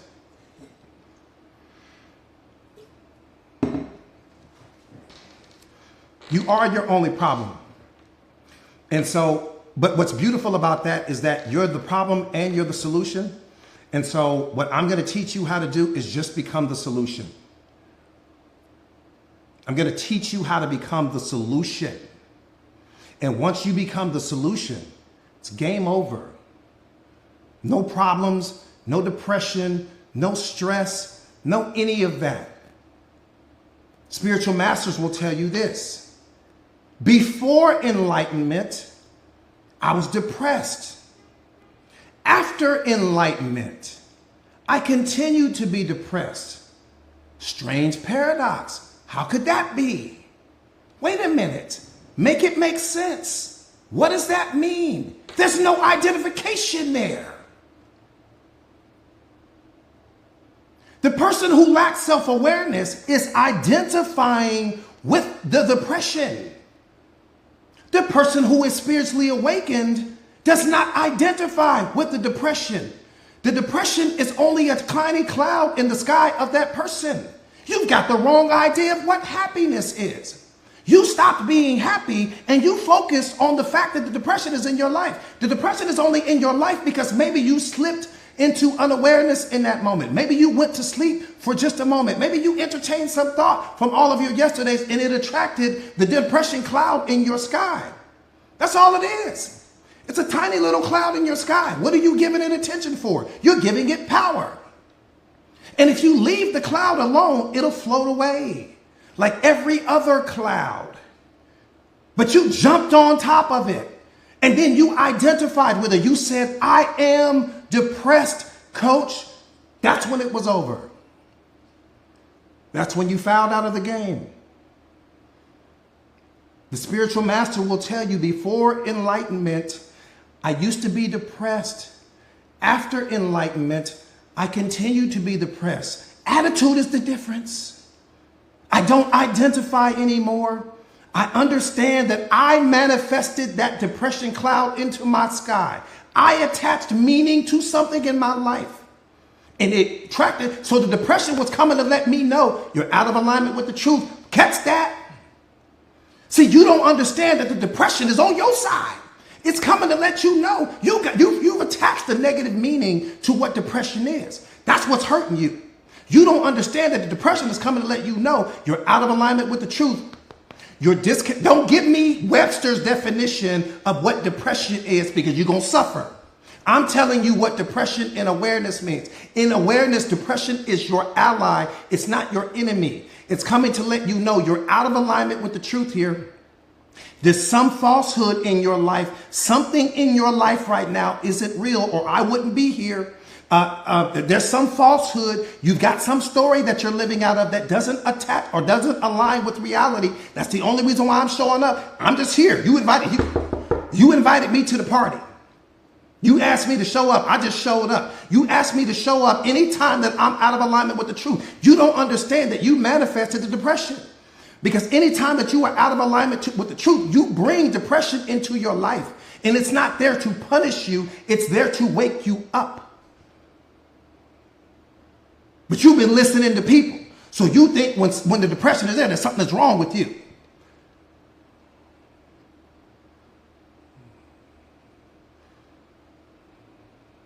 Anytime that you are out of alignment with God, anytime that you are out of alignment with truth, anytime that you are carrying some story in your mind that does not align with what's happening in reality, anytime that there's something false in your life, here comes the depression. Here comes the unhappiness. Here comes the anxiety. Here comes the fear. You've lost sight of who you are. You're operating out of your programming and conditioning. You're operating out of lower mind. You're not loving yourself right now. That's why the depression is coming. It's letting you know, hey, where's the love for you? You're disconnected from love right now. You're disconnected from happiness right now. You're disconnected from joy right now. You're disconnected from peace. But somebody programmed and conditioned you to look at it as a negative thing. All of a sudden, you became the depression. How did you develop the ability to become the emotion? Make it make sense for me, please. How did you develop the ability to go from being the human manifestation of love, the human manifestation of joy, the human manifestation of the divine in you? How did you go from being that to becoming an emotion? When you say I am, everything that follows that is the identity. That's what creates all of the experiences in you, is the fact that you believe, by some strange trick of the mind, you believe that you are your depression. You believe that you are your anxiety. You believe that you are the stress and you are the worry and you are the fear. No, these are only clouds in your sky that are coming to let you know that you are out of touch with reality, out of touch with the truth, out of touch with your highest and best self, somehow, some way. It's so simple. If I could sit with you, it's so simple. I could just look back over your life or look back over the last 24 hours. Something that you are entertaining is not real. Some illusion in your life, some falsehood in your life, somewhere, somehow, some way, there's something in your life that's not accurate. Maybe you're hanging on to a relationship that no longer serves you. And that's why it's showing up. Maybe there's something in your life that no longer adds value to you. That's why it's showing up. You're clinging to something. You're creating the traffic jam. How can reality flow through you if you're hanging on to the previous moment?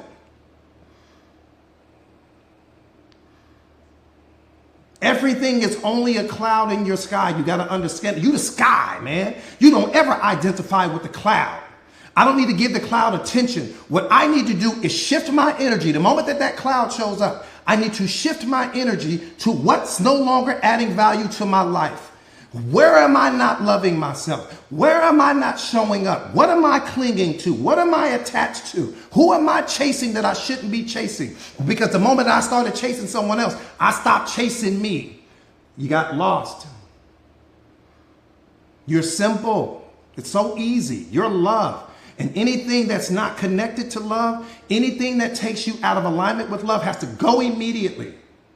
I don't give a damn how much you think you love this person. Anything that takes you out of alignment with what you are has to go immediately. Anything.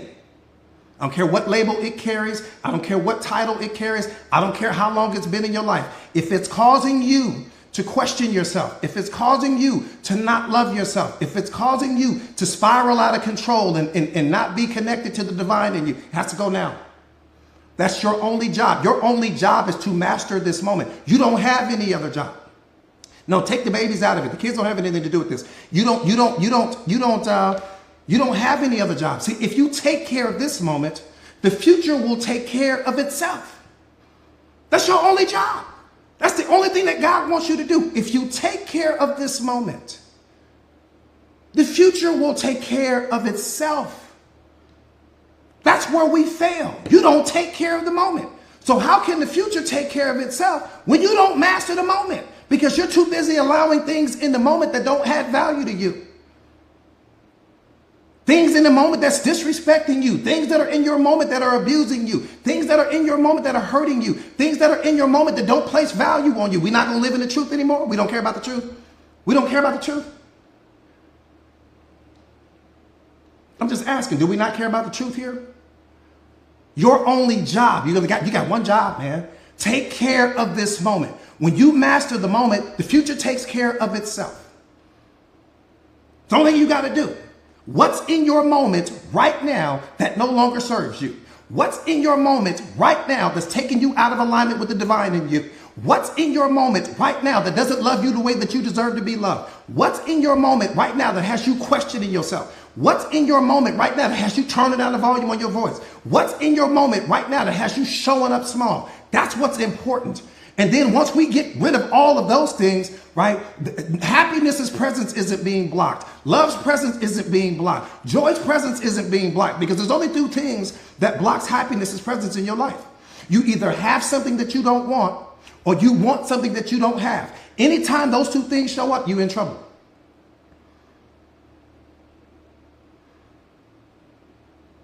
There's only two things that will destroy happiness's presence in your life. You either want something that you don't have, or you have something that you don't want. Happiness cannot be there when you're operating from that state of being.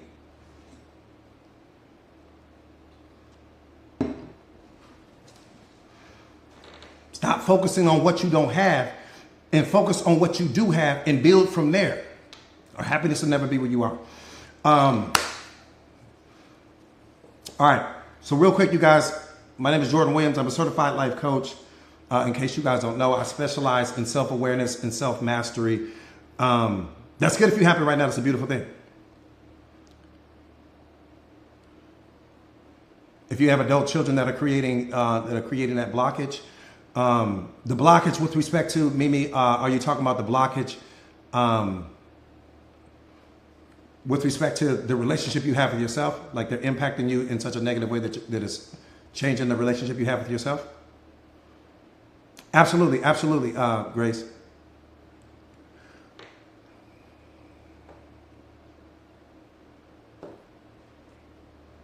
Yeah. Again, it's. I tell people this all the time.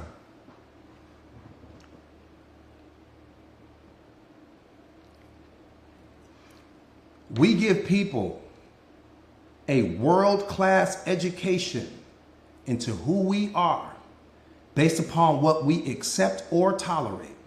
I said world-class. And what's so important about that is that anytime that, and I'm gonna just take the kids out of it, I'm just gonna say this is a blanket statement I'm gonna make.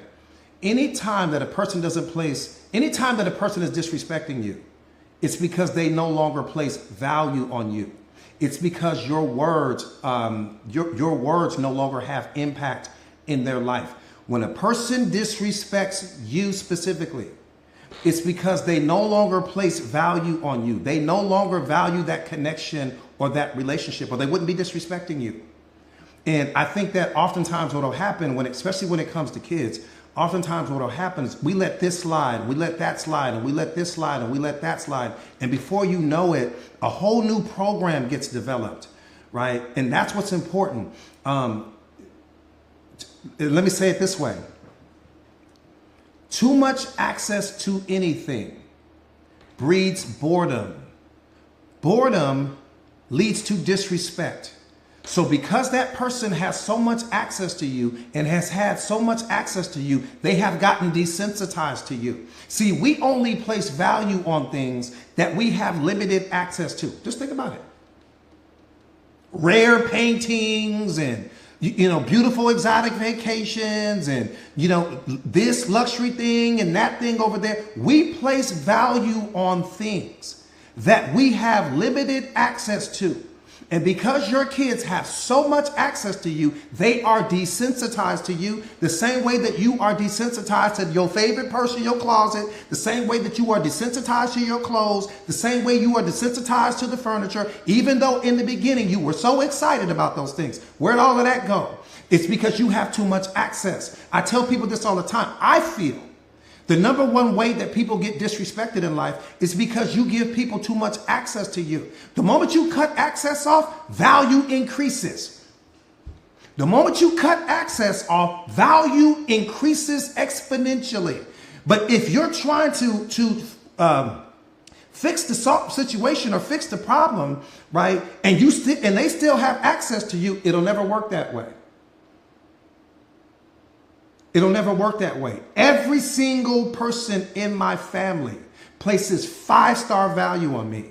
Not because I'm Johnny special, but because they rarely get to see me. They don't get to have all of that access to me. I cut all of that off, right? Because I'm always busy. I'm always traveling. I'm always doing this. I'm always doing that. So when they see me, it's like, right? That's what I'm saying.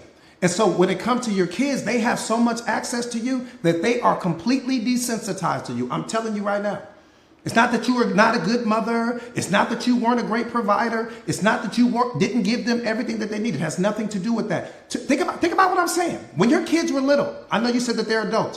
When they were little, you would buy them video games. And your kids would take that video game, go in the room, master that video game within a week. And before you know it, they're coming back and telling you, Mom, I need a new video game. You're like, I just bought you the video game. They've already mastered the video game. They're bored with it. Or certain toys that you would buy them, that they would do everything they needed to do to get that toy from you. And you would get them the toy.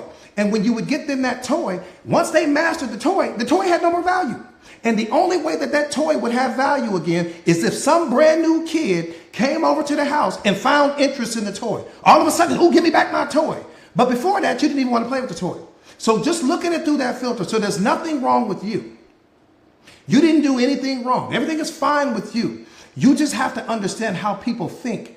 When you give people too much access to anything, it breeds boredom, which is why I think that so many relationships fall apart, because people have too much access to each other. How can I place value on anything that I always have access to? Look at your TV. If you can only watch TV, if your TV was only in your house once a year, you would create a whole event around the day that your TV was coming. You'd have popcorn and snacks and all of these things. But because your TV is always there, it doesn't represent that same level of value in your life. I'm going to give you another great example. My home got a swimming pool in the backyard. Guess how often I swim? Never. I don't swim in the pool. Why? Because I have too much access. But if I didn't have that pool, I promise you, the first thing I would do, I wish I had a swimming pool. I wish I had a swimming pool. I wish I had a swimming pool. Well, now you got the swimming pool. You don't ever swim in the swimming pool. Because again, it's too much access to it. When we have too much access to things, it breeds boredom, and boredom leads to disrespect. Not because that person doesn't love you, it's because that's how the human mind works. They will begin to disrespect the things that they have too much access to. They did it with their toys, they did it with their video games, and they will do it to you as well. How do I get my value back up? Limit the access that people have to you. And your value skyrockets. The same way the Mona Lisa is worth $300-something million. Why? Because you don't get to see it. The same way that the Cullinan diamond is worth $35 million. Why? Because you don't get to see it. But if you got to see it every single day, it wouldn't place that value. It's like going to Disneyland. You can go to Disneyland one time a year, and it's going to be the most amazing thing. But if I take you to Disneyland every day, you'll be bored with Disneyland. Living the truth. If I take you to Disneyland every single day, it wouldn't represent the value. But if you only got to go once a year, it'd be the most amazing place in the world. That's what I'm saying. Does that make sense?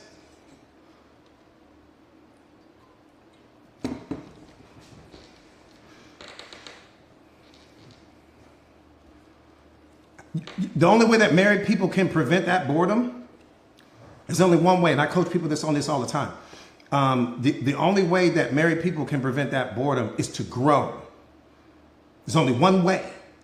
Especially if you're in a relationship. If you're in a relationship, your number one focus has to be to grow. Why? Because every time I learn something new, I become someone new. I become someone new for my partner. But if I keep waking up being the same person, I get the same routines, I get the same habits, I get dressed the same, I go to work the same, my partner has already figured out my routine. Now, my partner may stay in the relationship, but that doesn't mean that they're excited about the relationship.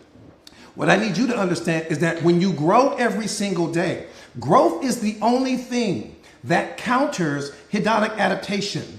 Growth is the only thing that counters boredom. When I'm growing every single day, I don't give my partner an opportunity to get bored because they're bored with who I was yesterday. They're not bored with who I am today because who I am today is somebody totally different.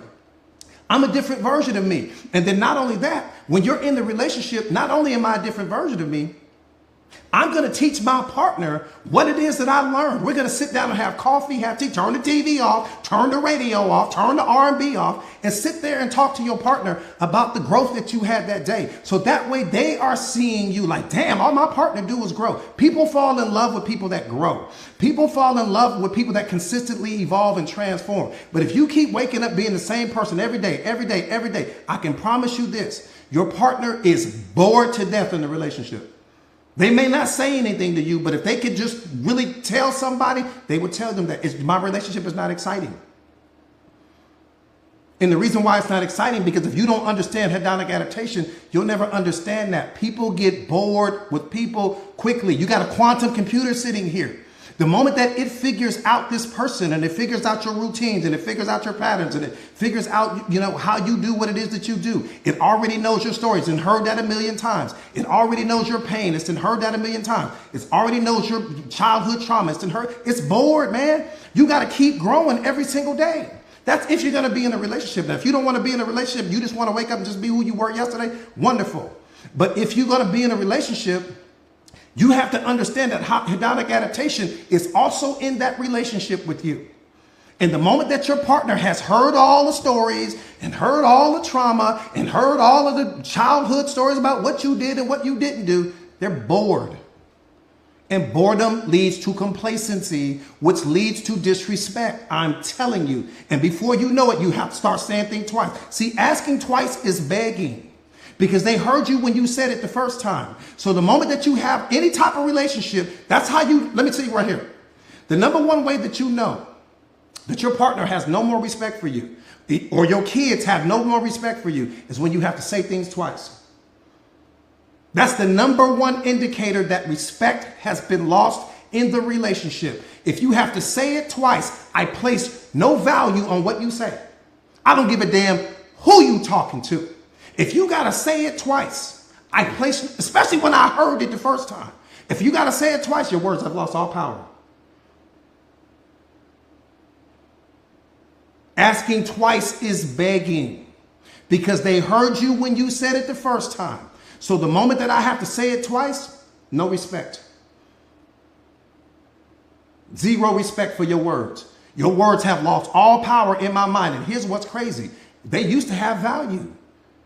Your words used to have value. Where'd the value go?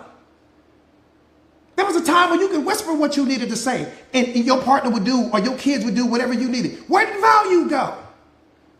Access destroyed the value. Access lead to complacency. Complacency lead to disrespect. You got to know how you work. And once you understand how you work, then you'll understand how all of the relationships that you jump in and out of are operating, whether that's a relationship with your kids or that's a relationship with your significant other. People get bored when they have too much access to you, period. I think that hedonic adaptation is the number one reason why people cheat, because people are already bored with the experience called you. Now they got a brand new experience. Somebody's dangling in front of them that they've never had before. I don't have any scientific proof on that, but I just feel that that's what it is. All right. So let me get through this one more time. So for all of you guys that's on the live with me that is really looking to take your life to the next level, I've created a community with my partners called Mindset Masters. And Mindset Masters is just that. It's where we teach you how to master your mindset. But what we really teach you is self-awareness. There's not enough weight on that. Let's just start with that. When I said that, I didn't put enough weight on that. That in and of itself will transform your entire life. It doesn't matter what else you learn. If there is somebody that has developed a system, has developed a way where they can teach you self-awareness, it's game over, because we think that we are self-aware because we know our bloodline and we know our history, we know our name and we know our birth date and we know our wounds. None of that has anything to do with self-awareness. None of it. Self-awareness is deeper than every single ocean on this planet combined. You will never get to the bottom of self-awareness, because what's at the bottom of self-awareness is God. And the universe is transforming at 2 million miles per second. It is evolving at 2 million miles per second, which means that you will always be in a constant state of growth and evolution and transformation. And that's how the universe works. So when you start to understand that life is really a single player game, you've been playing it at a multiplayer level. That's why most people are losing the game called life, because you're too busy living it at a multiplayer level, meaning you're focusing on other people's problems, you're focusing on other people's business, you're focused on what's going on over here. You got to focus on you. You are the focus. You focus on you until the focus becomes you. You are the focus. You are the purpose of your own life. There is no purpose outside of you. The purpose is discovering who you are. And then once you discover who you are, you understand that your story, that your purpose in life is connected to your pain. Now you package your story, and then you become an energetic match for every single person that's gone through what you went through leading up to this moment. But again, Mindset Masters is a community that we created because we wanted to create a safe space, right? We wanted to create a safe space where people could grow, they could become masters of themselves, they could become emotionally intelligent, they could become self-aware, they could be in a community with other like-minded individuals, because that's important. Who you are surrounded by when you are on your spiritual awakening journey, I could make the argument, is more important than anything else. Self-awareness is not what you push off on your kids. It's not what you push off on your partner. It's not what you push off on your significant other and your friends. It's about you. God tapped you on the shoulder, and he's allowing you to become spiritually awakened. It has nothing to do with anyone else. This right now, I need you to be greedy with you. Be greedy with your time, be greedy with your energy, be greedy with your attention until you transform yourself into what he wants you to be. And once you become that version of yourself, you will become a magnet. No matter where you go, you'll become the most powerful version of you. Nothing on this planet is more important than who you are becoming. Nothing. So inside of the community, the way that the community is set up, it's set up for your growth and transformation. It's unlike anything that you've ever seen in your life. It literally is set up for your growth and transformation. What does that mean? Every one of my podcasts, like the one that you're watching now, or live streams like the one that you're watching now, is archived inside of the community. There's more live streams in that community than you have time to watch. That's number one. Number two, and then each one of my live streams is literally like a master class. So you're going to have notebooks full of notebooks full of notebooks, just full of powerful information that's helping you with your growth and transformation. My podcast, I've got a podcast inside the community. A lot of people don't know that because it's not something that I market outside. It's only for the people in my community. So you're going to have a podcast. What's the value in that? So you can listen to me when you're at the gym. You can listen to me when you're on a walk or you're on a drive or you're driving across the country or whatever it is you're cleaning your house. You can still be processing and taking in all of that information because you got to understand how much programming and conditioning you have. You have so much programming and conditioning and your ego and your wounds and everything that you've suffered through. So you need that constant pouring into yourself. And then I write several times throughout the day, which is another important thing. I write several times throughout the day. So that's going to also be available to you guys as well. But the community is amazing. Some of my students inside of the community are ridiculously powerful. I mean, they have truly transformed themselves into something that they've exceeded my expectations. Let me just say it like that. And then another thing that's great about the community is you're gonna have an opportunity to shadowbox. And shadowbox just basically means where you can get in a group inside of the community with people that are a little bit more seasoned than you are with respect to self-awareness, but they were where you once used to be, right? Or where you are right now on your spiritual awakening journey. And so you're able to jump into a shadowboxing group so that way you can meet new people inside of the community, but more importantly, so that you can learn self-awareness at a different pace and at your own timing and all of that. That's important. So the community is set up so that you don't fail. That's how we set it up. Like I promise you, the only way that you don't become the most powerful version of yourself is if you just don't show up. And if that were the case, nobody could have helped you. It doesn't matter what. So you're going to get me as your life coach, as your accountability partner, and as your mentor.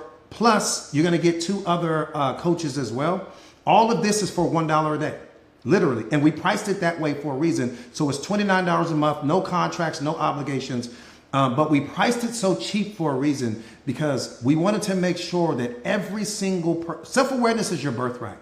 We wanted to make sure that every single person could afford it, whether we're talking about the kid at working at Walmart or the kid going to college or the young lady that may be, working at Starbucks somewhere. We wanted to make sure that everyone would be in a position to gain access to literally the world's most powerful information. And you will understand that when you step inside of this community. You won't find more powerful information anywhere on social media than what you're going to find in this community. That's a diamond hard fact. Aside from that, I think in a nutshell, that's pretty much it.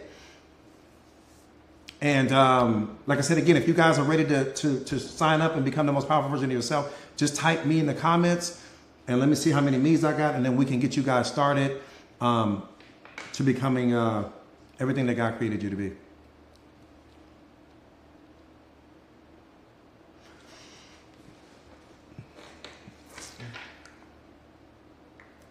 Somebody said, what if you were too self-aware?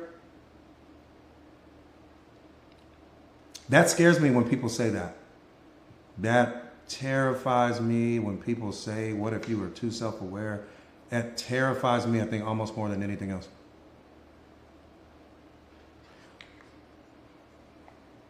That part right there, it terrifies me. When people say that what if you're too self-aware, it makes me think that they're not self-aware at all. Because a self-aware person would never say that. The self-aware person would never say that. Would never say that. That's like saying to me, what if you love yourself too much? How?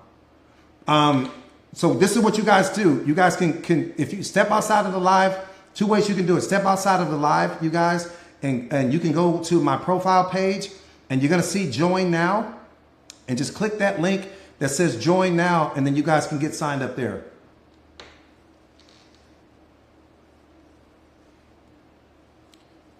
So again, step outside of the live, go to my profile page, click where it says join now. Right underneath my picture, you'll see join now, and then you can click that link. It'll take you, it's only gonna take you 60 seconds to get signed up, and then you guys will be ready to go. It's $1 a day, literally $1 a day. It's $29 a month.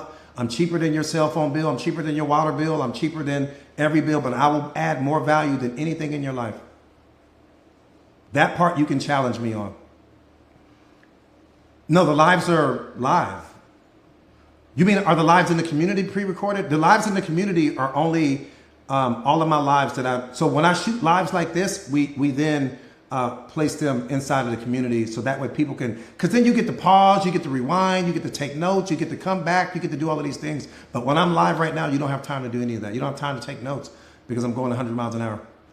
And that's another thing too, you guys.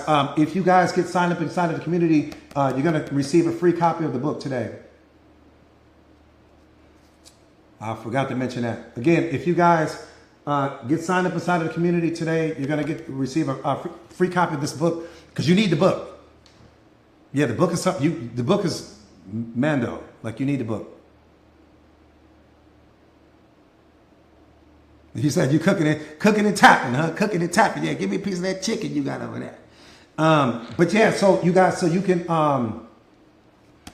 the book is a game changer. Like, but you need the book. That's why we give the book away when you guys sign up, because yeah, the book's available on Amazon. You can get it on Amazon as well. Yep, you can get it on Amazon as well. The Secret of Awareness: How Powerful Are You Ready to Be? That might be the hard copy. That's the soft copy isn't $40. The book should have been way. You don't even want to know how much I was going to charge for that book when I first came and brought it out. I promise you don't want to know. I promise you don't want to know. I didn't want to give the book away to people. I'm going to be honest with you. Somebody said something about a narcissist. Somebody pinned that for me. What was that, narcissist? Somebody said something about a narcissist. Uh-oh. One of my favorite things. You said, what about dealing with the narcissist?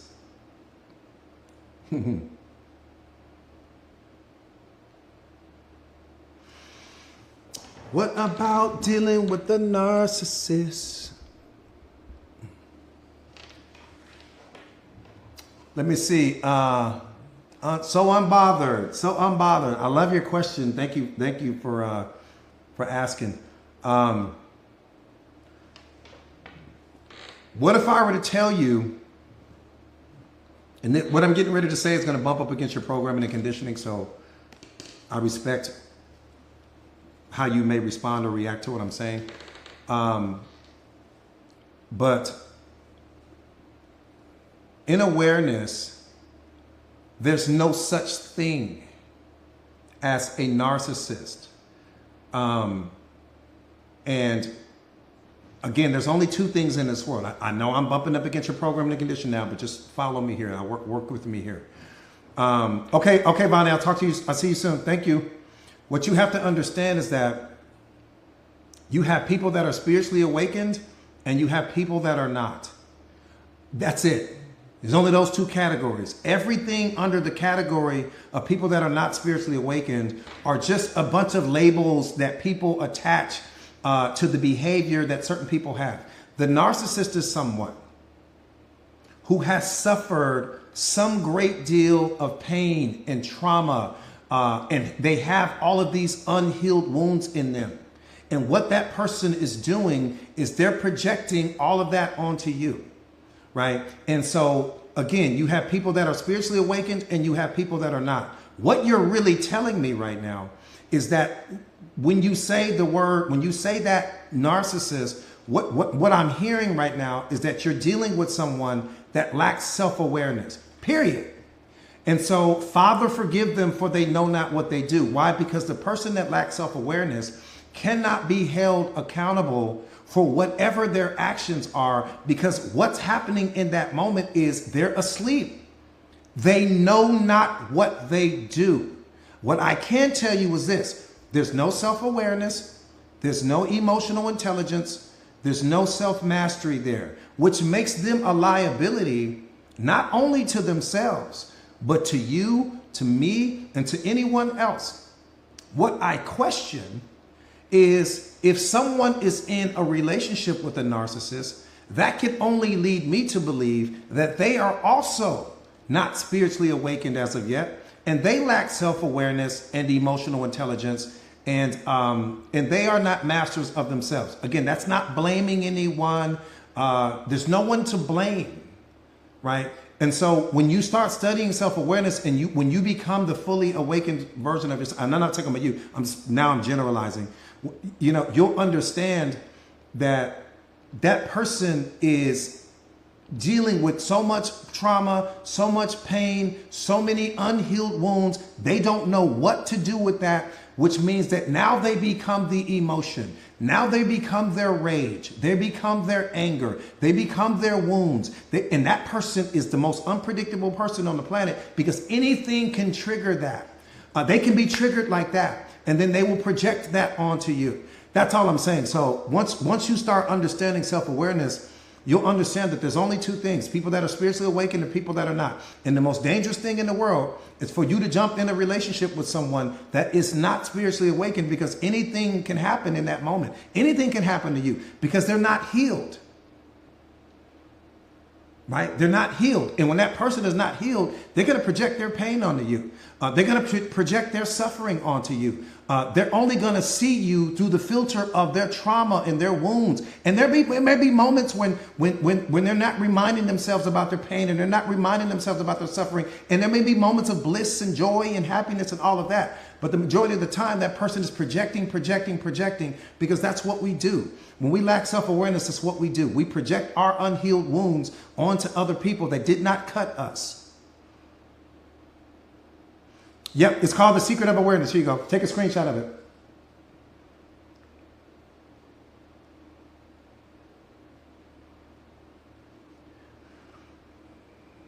Take a screenshot of it. The Secret of Awareness. How powerful are you ready to be? Kia says, should we leave the narcissist or try to help them become self-aware? That's the problem, Kia. The problem is that you can't help them to become self-aware. There's nothing that you could do. And trust me, when I first became self-aware, when I first stepped, let me tell you the beautiful thing about self-awareness. You're going to want to give it away like candy. When you first become self-aware, you're going to want to give it away like candy. You're going to be, oh, look what I learned. Look at this. Look at that. You're going to be talking to your friends and talking to your family and talking to all of these people in your inner circle. And guess what's going to happen? They're not going to take to it like you did. And the reason why they're not going to take to it like you did is because God chose you to become self-aware. You took the liberty of trying to go and push it onto people that he didn't want, that he wasn't ready for them to wake up yet. So what's important for you to understand is that if that person is a narcissist and you're on the journey of becoming the most powerful version of yourself, there's nothing you can do for them. Now, it's different. Now, I will tell you this. You can transform yourself and start the process of becoming the most powerful version of yourself, and you can inspire them. Meaning that person walks up to you and like, oh, what you studying? Or they see your growth, or they see your transformation, and they're so inspired by who you are becoming that you ignited something in them. That can happen. But you pushing it on them, or you trying to get them, because see, what you're really doing, let me tell you what you're doing. What you're really doing is you're trying to change. You're trying to take the cake out of the oven at 35 minutes when the instructions on the side of the box said 45 minutes. Right? You're trying to take the cake out of the oven, meaning that God's not finished with them yet. Maybe there's something that they still have to do, something that they still have to go through. And you might go over there and start projecting the self-awareness onto the person when it wasn't time for them to get it. And that will ruin their entire experience of it. Because now they're going to move through the future thinking to themselves, yeah, my girl used to talk to me about self-awareness and all of this. Yeah, I already know. Yeah, I know what it is. And they don't know what it is. And it'll ruin that. So the only thing that I would tell you to do is focus on you. Focus on who you are becoming. Do not allow that person that may be that narcissist or may be that low vibrational frequency person, which is all the narcissist is. They're just somebody that's operating at a lower vibrational frequency than you are. And they're projecting that onto you. But don't let that person block your blessing. Because if you're in an environment where that person has access to you, you got to understand convergence.